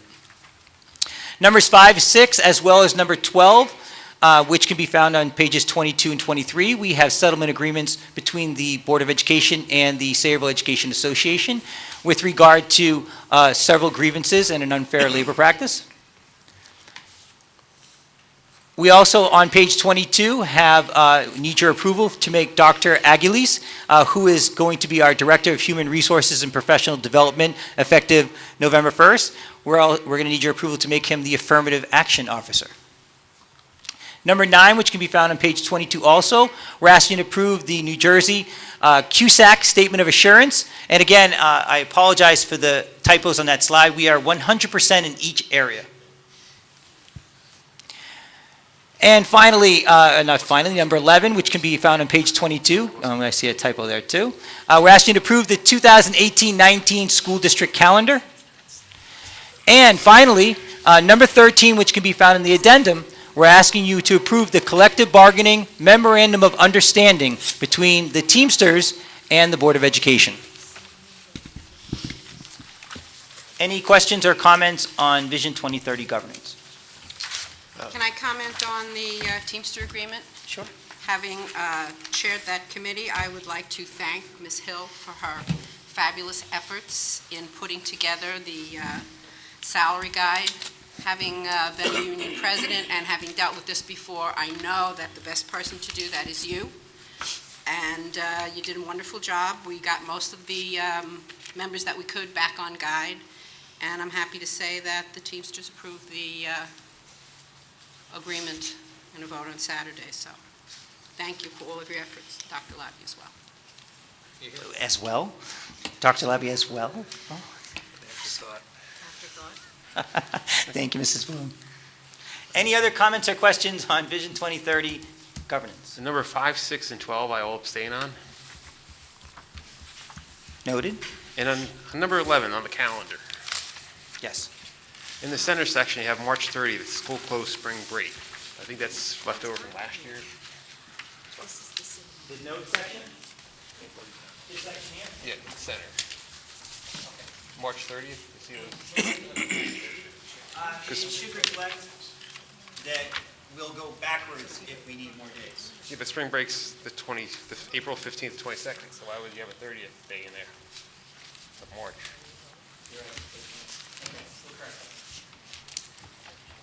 And as far as the snow, in the box there with the snow, wouldn't it be better to take starting on the 15th going forward, instead of doing like Easter Monday and Good Friday, starting on like the Monday before and going towards Good Friday? So you're saying if we use all three? Yeah, wouldn't it make more sense to use the 15th first and go forward instead of the 22nd and go backwards? Because then you're hitting Easter Monday, Good Friday, and Holy Thursday. I don't know how Passover falls either, that's the other thing. I think we would skip the Monday, we would probably take that, Yeah. and then go to the other And Monday. then go to the other Monday, yeah, that's. Other Monday, okay, noted. Two items. First of all, just backtracking for a second, on the bills list, I need to abstain on Premier Printing Solutions.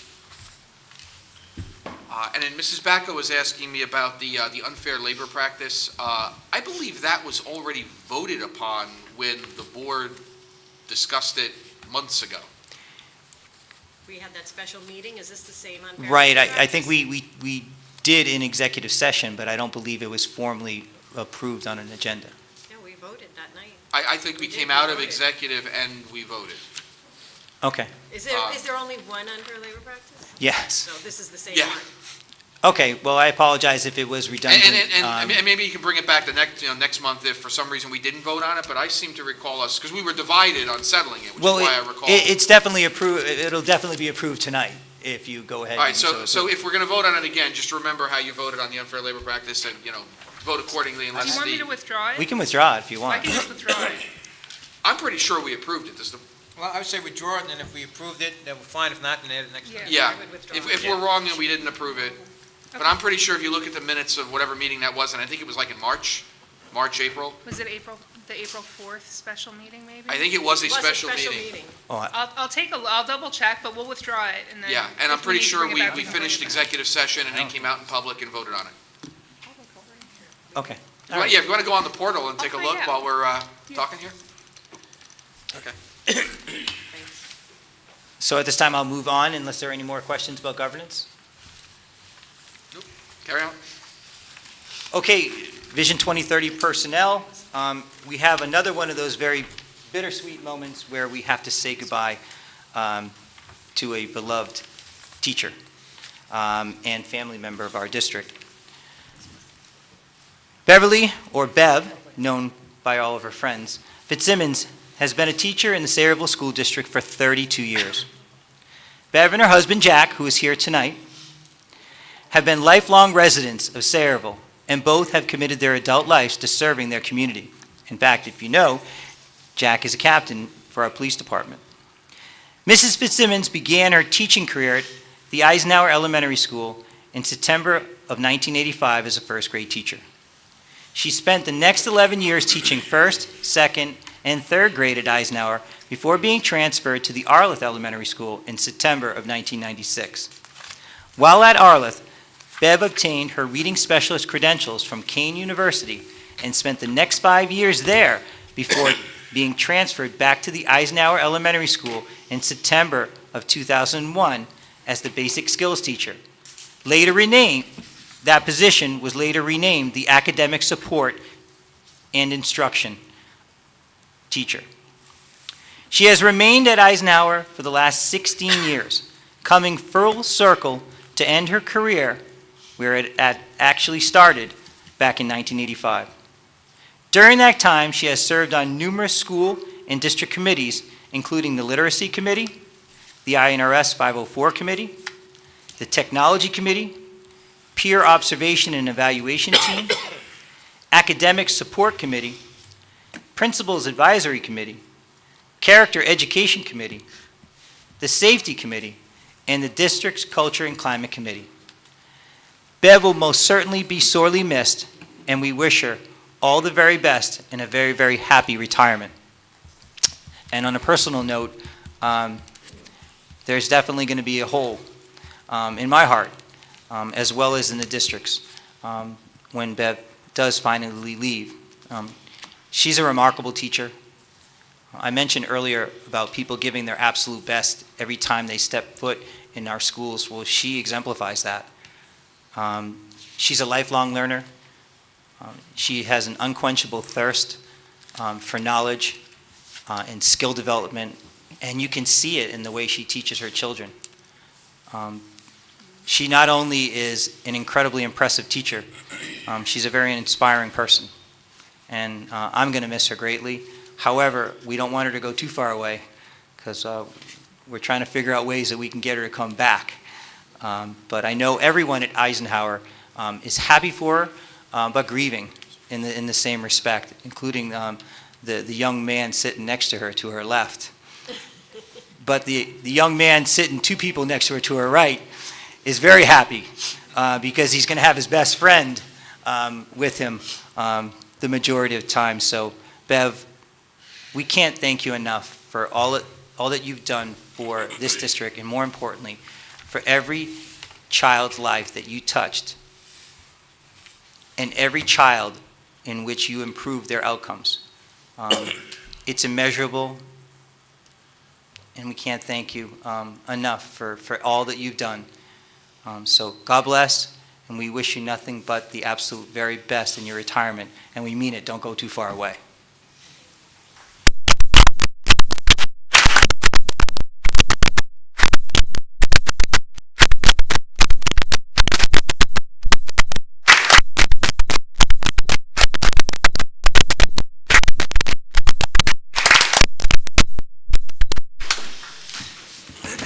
Okay, moving along. We have some special appointments to make. Obviously, whenever we appoint staff, it's a very special occasion. But we have two very special appointments for you to approve as well. As you know, as I just stated, Dr. Aguilis is going to become the next the Director of Human Resources and Professional Development, which vacated his position as principal at the Eisenhower Elementary School. And after a very comprehensive search, we realized that we had an incredibly talented professional here waiting for the opportunity to demonstrate on a higher level the leadership skills that we clearly already knew that he possessed. So it gives me great pride to recommend to the Board of Education the next principal of the Eisenhower Elementary School, Mr. Scott Nurnberger, who is here today as well.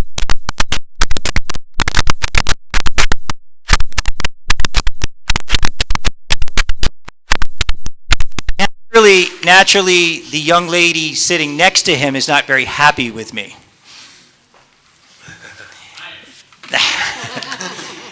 But I think that she will be calm when she recognizes the type of talented individual we're also recommending to you, Board of Education members, to replace Mr. Nurnberger as the vice principal at the Samsel Upper Elementary School. And once again, Mr. Glock Malloy conducted a pretty comprehensive search, and once again, we found an incredibly talented leader with great potential here in our instructional ranks. He actually on a couple of occasions for a couple of different positions, and every time that we interviewed him, he impressed us more and more. Not only in what he said, but the experiences that he involved himself in order to demonstrate the leadership capacity he possessed, and more importantly, the leadership potential that he would be able to provide us if given the opportunity. So it is with great pleasure and honor that I also recommend to you the new vice principal at the Samsel Upper Elementary School, Mr. Richard Tola.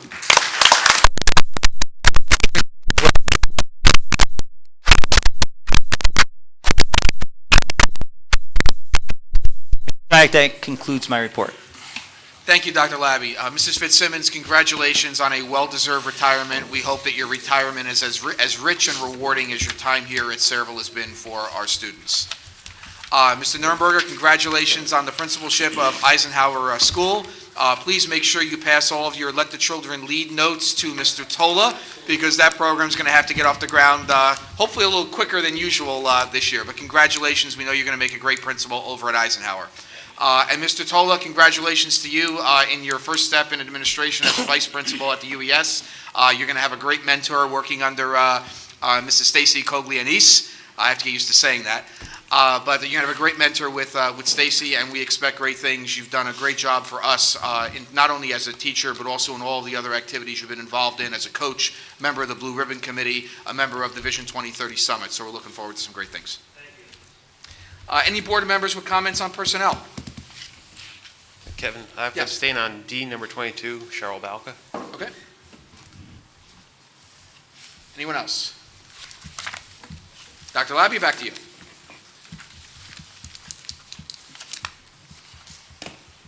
That concludes your report? Yes. Okay. Waiting for you to say that. Well, I said it already. Oh, I must have missed that then. Okay, I'm sorry about that. And by the way, Mr. Sayak, you were right. Miss Hill was able to find that it was approved, the unfair labor practice settlement was approved during the special meeting we had in April. So we asked that you allow us to withdraw that from the agenda. Perfect. Thank you, Mrs. Backo, for pointing that out. Any comments from the public regarding the superintendent's report? If you wish to speak, please come to the microphone and state your name and address for the record. Hearing none, we'll close public. Can I have a motion by Mrs. DePinto to approve the superintendent's report? Do I have a second? Second. By Mrs. Bloom. Any remarks on the superintendent's report? Hearing none, roll call. Mr. Belka? Yes, with items noted. Mrs. Backo? Yes. Mrs. Bloom? Yes. Mrs. DePinto? Yes. Mr. Esposito? Yes. Mr. McAgnone? Yes. Mr. Walsh? Yes. Mr. Sayak? Yes, with the abstention noted. Okay, thank you very much. Moving on our agenda. Are there any committees with reports? Want a finance one? Sure. We met last week, the Finance Committee. We discussed a few things, one of which was the possibility of constructing a path behind the UES. Not sure if we're going to do this yet. We're going to determine whether the construction cost, the cost to monitor it for safety for the children and to maintain it for snow and leaf removal outweighs the advantages of eliminating one bus route, which we think it will do. So we're discussing that. The preschool bus we discussed already, we've authorized that. Thank you, everyone, that's awesome, we need that bus.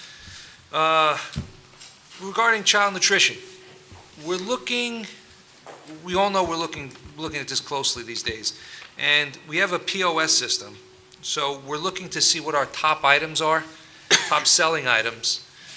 We're trying to increase our profit margins, so we're going to see what we sell, what sells best, most profitable items, and we're going to try to push those items and see what doesn't sell, and obviously eliminate those and try to replace those with different items. So we're on that as well. Where else? Oh, as far as still with child nutrition, we have some items that are in repair or need repair. There's a reach-in refrigerator at Wilson. To replace that refrigerator, it's $4,000, and it's $2,000 to fix it. So we want to get one more estimate to see if the 2,000's in line. If the 2,000's in line with the two estimates, then we just think it's more prudent to buy the refrigerator, and so we'll talk about that at the next meeting. And we are approving 2 well-needed ovens, pizza ovens, warmers for the middle school at a cost of $3,000 apiece. So we're going to be purchasing those as well. Let's see. I don't know, did I miss anything, Ms. Hill? I think I covered it all? I think so. I think that's it. Thank you, Mr. Esposito. I also noticed I missed on the agenda the delegate to the New Jersey School Boards Association. I wanted to update the board. I had a chance about 2 weeks ago to meet with U.S. Secretary of Education Betsy DeVos.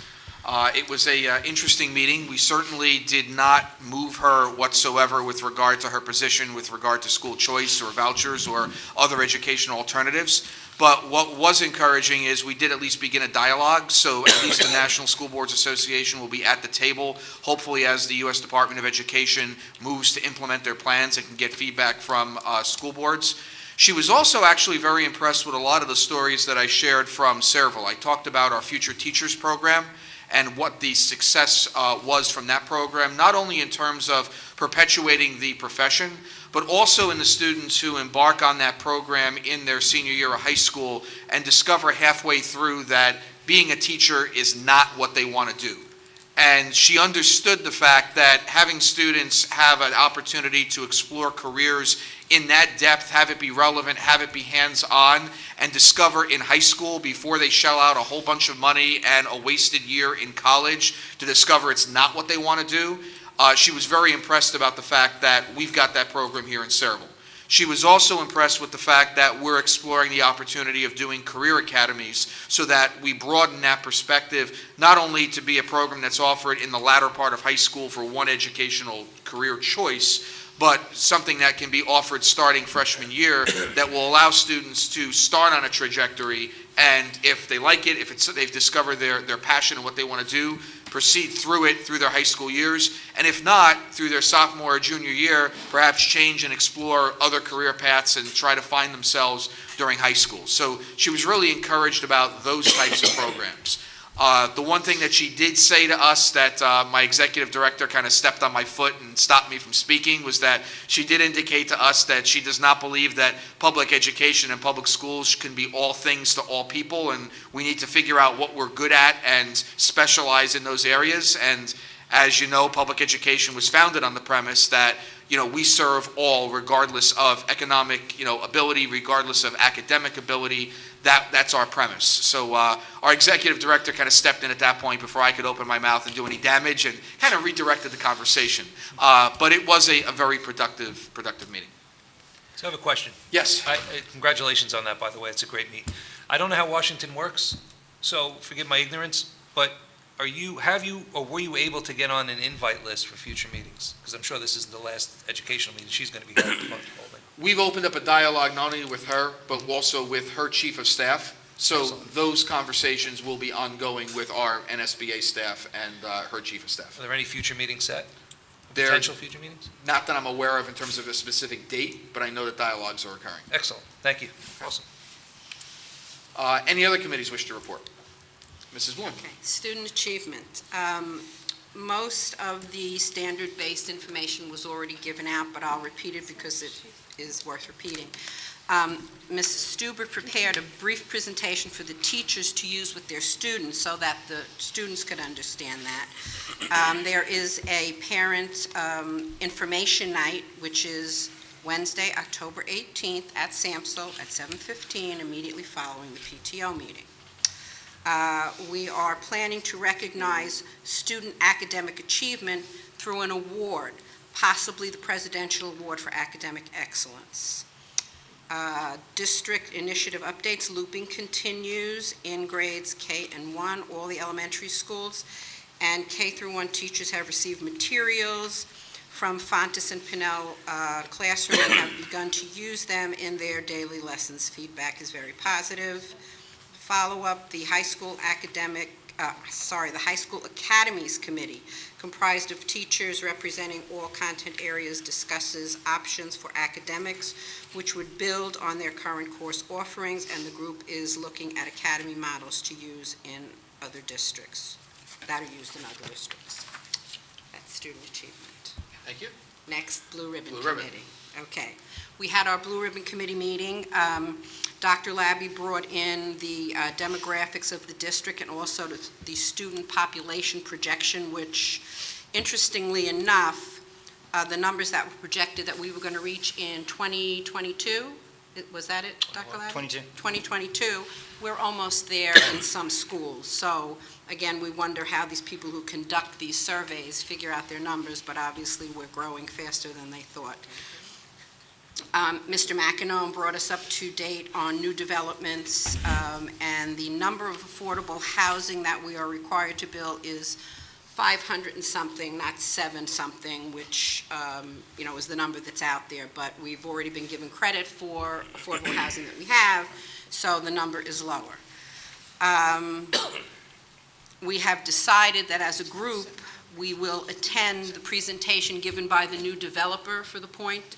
New developer has taken over that project, so the Blue Ribbon Committee decided that before we make any final decisions on what our next move is going to be, we would attend that meeting to see what the new developer's plans are, how many residential he has, whether it's going to be a pilot, we have no clue.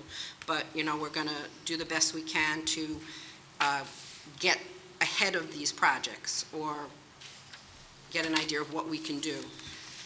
As far as the overcrowding, we have still a possibility of renting if the student numbers get really big.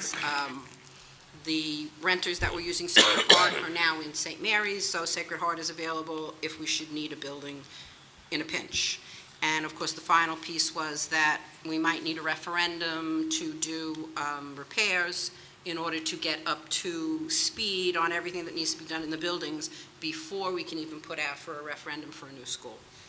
So that was the way we left that. And lastly, we had a Buildings and Grounds meeting. I thought Tom was going to be here to cover everything. I don't have too much information on that. Is Jimmy still here? Jimmy's still here. Jimmy's doing everything he can. We're putting in new windows, we're putting in new bathrooms. Everything that was projected at the beginning is moving forward. However, I need to say that the security fence for the auto tech area is back on the table because it is security. It's not for covering up garbage. It's not for maintenance. It is a security issue. If that garage is breached while those doors are open, the building is breached. And I don't believe Mr. Bashada understood that. But also I need to say that this is a collaborative effort. And no one member should ever get to say that something is on or off the table until the entire board has had the opportunity to speak to it and vote on it. Thank you. Thank you, Mrs. Bloom. Just want to add to that, at the Blue Ribbon Panel, and everybody gets the enrollment reports that Dr. Labby sends out, and just to note that from June of this year, from when school went out to opening in September, we gained 116 students. And that's without any additional development. That's just a natural progression of, people selling homes, other people buying and bringing kids into the district. So that demographic study was obsolete when we got it, so. And there was also a demographic study that was conducted in the early 80s when Dr. Parnell was superintendent, and back in the early 80s, they predicted at that time that Sayreville would need to build an additional high school, an additional middle school, and 4 more elementary schools. Now, they were about 35 years off, but if you look at, I think, where we're going to end up, that recommendation at that particular time was probably, adequate, especially when you consider the fact that we've added on to the high school already, Sure. which, increased its size. We're very Added on committed. to the middle school, And Arlitt, and Arlith, exactly. SUS. I got you. Any other committee reports? Any other business to come before the board? I just have one question for Dr. Labby. Last week or two, you sent us an email that you were meeting with the county superintendent to discuss transportation. Can you share anything with us that's interesting? Yes, I attended this meeting, and I would say it was represented by about 80% of the districts in Middlesex County. The superintendents came, business administrators came, and transportation directors came. And naturally, after the concerns that we had at the beginning of our school year, I came well prepared to vent. However, I was actually too embarrassed to do so once my colleagues from the county got finished talking about the horror stories that are going on in their districts. As I stated previously, there is a significant driver shortage in New Jersey, and much of it is caused by the new regulations imposed by the Division of Motor Vehicles, and more importantly, the test that they now make potential bus drivers take to earn their commercial driver's license. It's created a very shallow pool of eligible drivers who are being gobbled up by school districts and who are vacating positions in our subcontractors, companies. I remember vividly the superintendent in South Brunswick talking about the fact that a bus vendor that they were using to provide a certain number of routes was not able to provide 9 buses, which equaled 22 routes that they weren't able to complete for the first 2 weeks of school. They actually had to commandeer those buses from the bus company and staff their own drivers. And story after story went around the table about how these districts in our county were not able to perform routes, not able to take kids to and from school. So I recognize that we've had certainly our, pardon the pun, bumps in the road.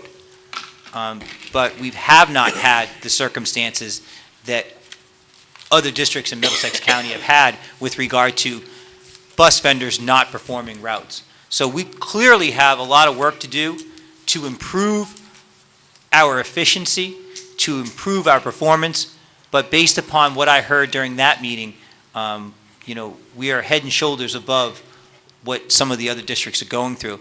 In fact, our county roundtable meeting this Friday is being dedicated to transportation and how we all can work together in the county to support these bus vendors, because we keep stealing their drivers from them, to support them, because when you take a driver from a bus vendor, you're taking a driver from somebody else's bus routes.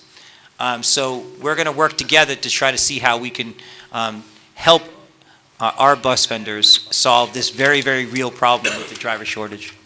So we're in a double-edged sword here, because these contracted bus routes, if they don't pick up students on time or they do something incorrectly, we fine them, correct? If we start fining them too much, they're not going to bid on our routes, and we're going to be in those positions that those other schools are in. Yeah, I mean, and the other thing we do is depending on how egregious the performance is, we demand that driver be taken off our routes. Right. Well, we've got to be careful too, Yeah. because they might not have anybody else to perform that route. True. We've done that on 5 separate occasions where we've demanded that driver, be banished from our district. So, I will say, and I said it the other day, we've had our problems, but for the most part, all of our vendors have been very cooperative and very responsive. They recognize what's going on. They're working very, very hard to accommodate our needs, to address the performance issues of their drivers, and to make sure, again, that we can do that very, very important function, and that's transport our students day in and day out to and from school as safely and as efficiently as possible.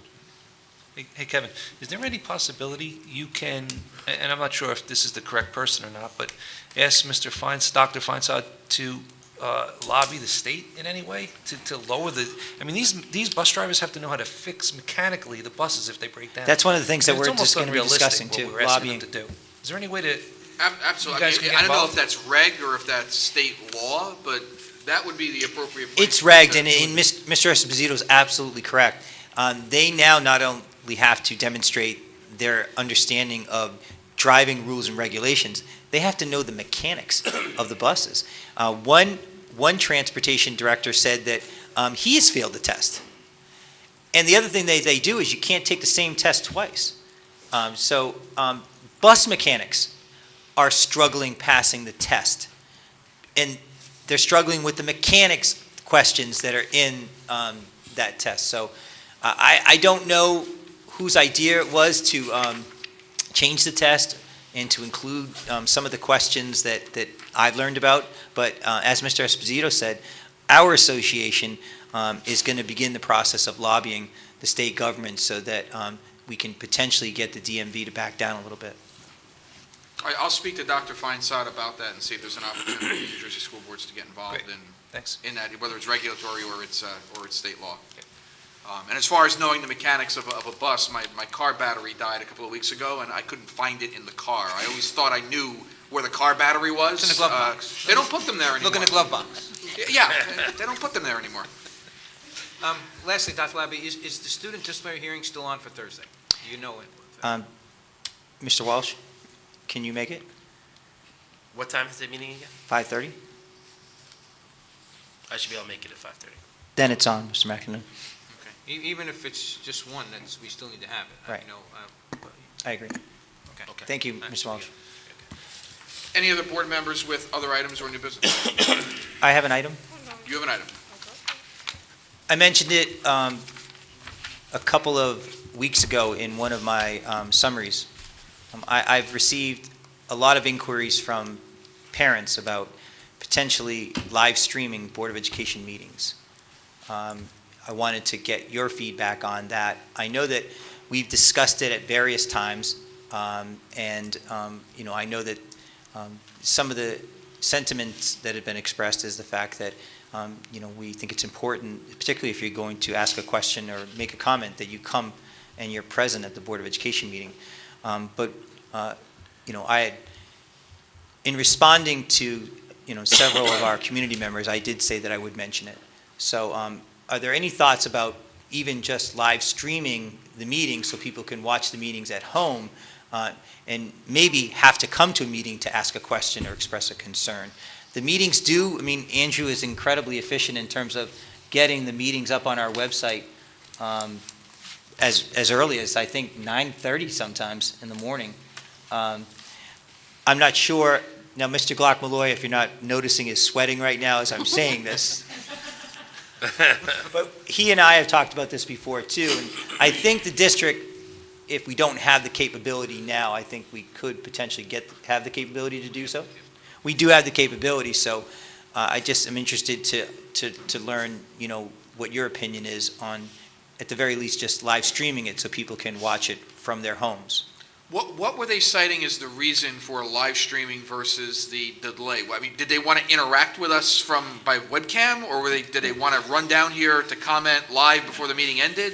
I think a lot of people just want to be able to watch it, in real time. But I do think a lot of people would like to be able to ask questions virtually, which I'm not sure how that would go. I don't even know how we'd even develop that into our policy in order to do so. I spoke to a few parents, quite a few parents, about this, and the number one issue with them is time. It's Tuesday, it's 9:30 at night, they have small children, they could watch it at home, they could send them a question in if they have one, okay? But they can't attend. We don't have babysitting like the PTOs are now doing, and their membership has increased exponentially because they offer babysitting. Not that we're going to do that. I'm even suggesting it. Maybe we can, maybe we can't. But, if they can watch it live and ask a question, I think it's worth trying, in my opinion, Because what's the harm?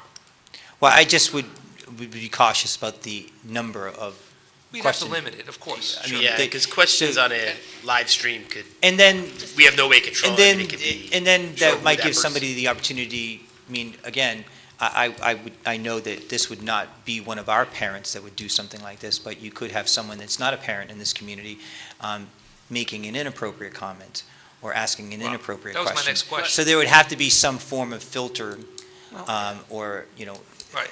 of the questions. Right now, the council meetings are live streamed. What do they do? Yeah, they're Well, not the- live stream. I heard him saying that at the meeting that. Well, the reality is anyone could come to this meeting and hold their phone up and do either a Facebook Live or a, During the football crisis, I believe they did. right, so I'm saying anything can be,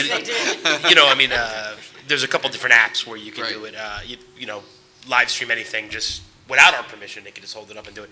I think the problem comes in with the question part of it. I think you'd have to have some kind of login where you prove that you're, because, anyone who's been on the internet for more than 5 minutes knows there's trolls and you could have questions that are, Yeah, we don't want everyone seeing these questions. We I'm want I'm them, just going to ask, someone should filter them. is there a way, Eric, that we can get the questions fed to us, maybe on a laptop or something here, and if there's, 6 parents all asking the same question, that I can, bring the question to the board as a whole, otherwise there's no obligation for us to respond? We had set up a similar concept maybe 2 or 3 years ago when Dr. Labby Soup originally Talk. wanted to do Soup Yeah, and Talk that online. didn't work, if I recall, correctly? No, we did get it to work that night. We had some initial problems the first time we ran it, but we were able to overcome those. So we have the capability to stream it, and I believe what we had come up with at that point was there was a form submission on the website where people could submit a question, which then came to a secure email. It wasn't posted publicly and was able to be filtered that way. So could we try that? I would say, if the board is interested in doing this, let's maybe have the policy committee take a stab at it. We'll bring back a policy in November. It would have to be in policy, I would think, yeah. And If people have questions, don't they just normally email you if somebody had a question? I mean, we don't ever turn away a question, do we? I think what they're asking, first of all, there are a good number of people that just want to sit at home, believe it or not, and watch what goes on. They need to get a life. But there is also another group, as Mr. Esposito said, that would like to give input or ask a question. I think that we would need to develop policy in terms of how many of those we take, and how do we verify who they are, where they're from, and so forth. They would have to state that. So I think we would need ground rules and guidelines within our policy to be able to do something like that. Now, would we see them? Would we see them? No, I would imagine it would just be, someone has a question about this. But as you can see, if you have a number of people at home, you could be inundated with a number of people coming up and asking those questions. So maybe we make a policy of how many we'll take a night. You could do something like that. There's got to be other school districts out there that are already doing this that we can, maybe. I think there's other districts that live stream. I've never heard of a district that live streams and does like a web chat simultaneously. Because I've actually heard one of the concerns with live streaming that boards had is that people will actually hear something at home and then rush down to make a comment and miss the dialogue that occurred between what they heard and the comment that they come to make. Well, why don't we start with a baby step? Why don't we get the technology, live stream it, and then get some feedback to see how that goes? I think the more exposure we have to the public, the better. I agree. I think I that's agree. probably the best way. Try the live streaming first and see if Dr. Labby gets inundated with emails with questions, Because As we long as the constantly public hear, doesn't see the questions, we're okay. Yeah, it would be something that would have to I'll use go- the standard-based report card as an example. We talked about that for at least a year in public meetings. We sent out emails, blasts, all kinds of information. People still say they didn't know anything about it. Yeah. So, if you're live streaming it, then maybe you can capture a bigger audience that Well, at least will wouldn't- be informed. If we live stream it, isn't that going to be the same thing we put on the website the next day? Yeah, but it's Yes. live. There's no difference. But it's live. Yeah, It's just live. it's just live. They could So watch it's it at just the a same time. time frame. Yes. They don't have to wait. And then it would be saved, as it is now, and put on the website, but someone could see it in real time. That's why the key, though, is that question piece. Granted, I like to, do it in steps, but, you watch it the next day, you can email us, but people get busy and they don't do it.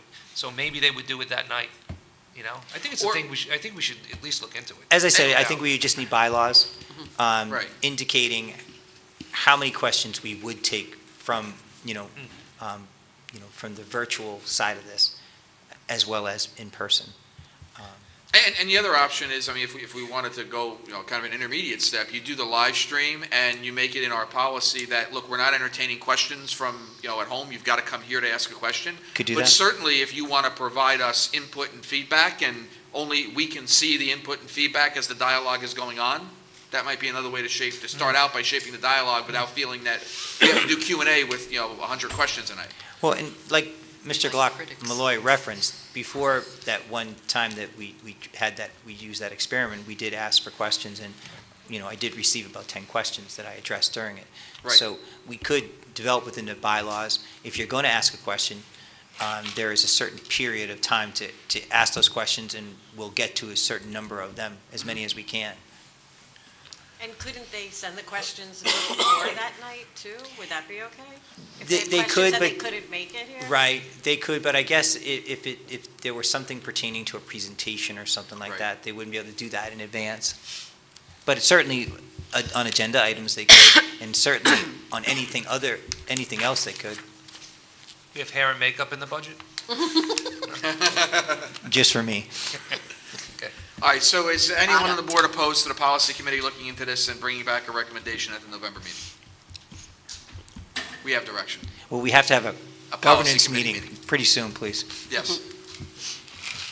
Any other items of new business? Yankees won 6-4. Yeah, There we go. Judge. All right, hearing none, I'll open it up to any comments or questions from the public or via webcam or Twitter or any other thing, and please come to the microphone, state name and address for the record. No questions from this group. Okay, we'll close public at this time. Our next meeting is scheduled for November 21st, I believe? Only 9:40. November 21st. I'll entertain a motion to adjourn. So, By Mr. Walsh, do I have a second? Second. By Mrs. Bloom, all in favor? Aye. Opposed? Motion's carried.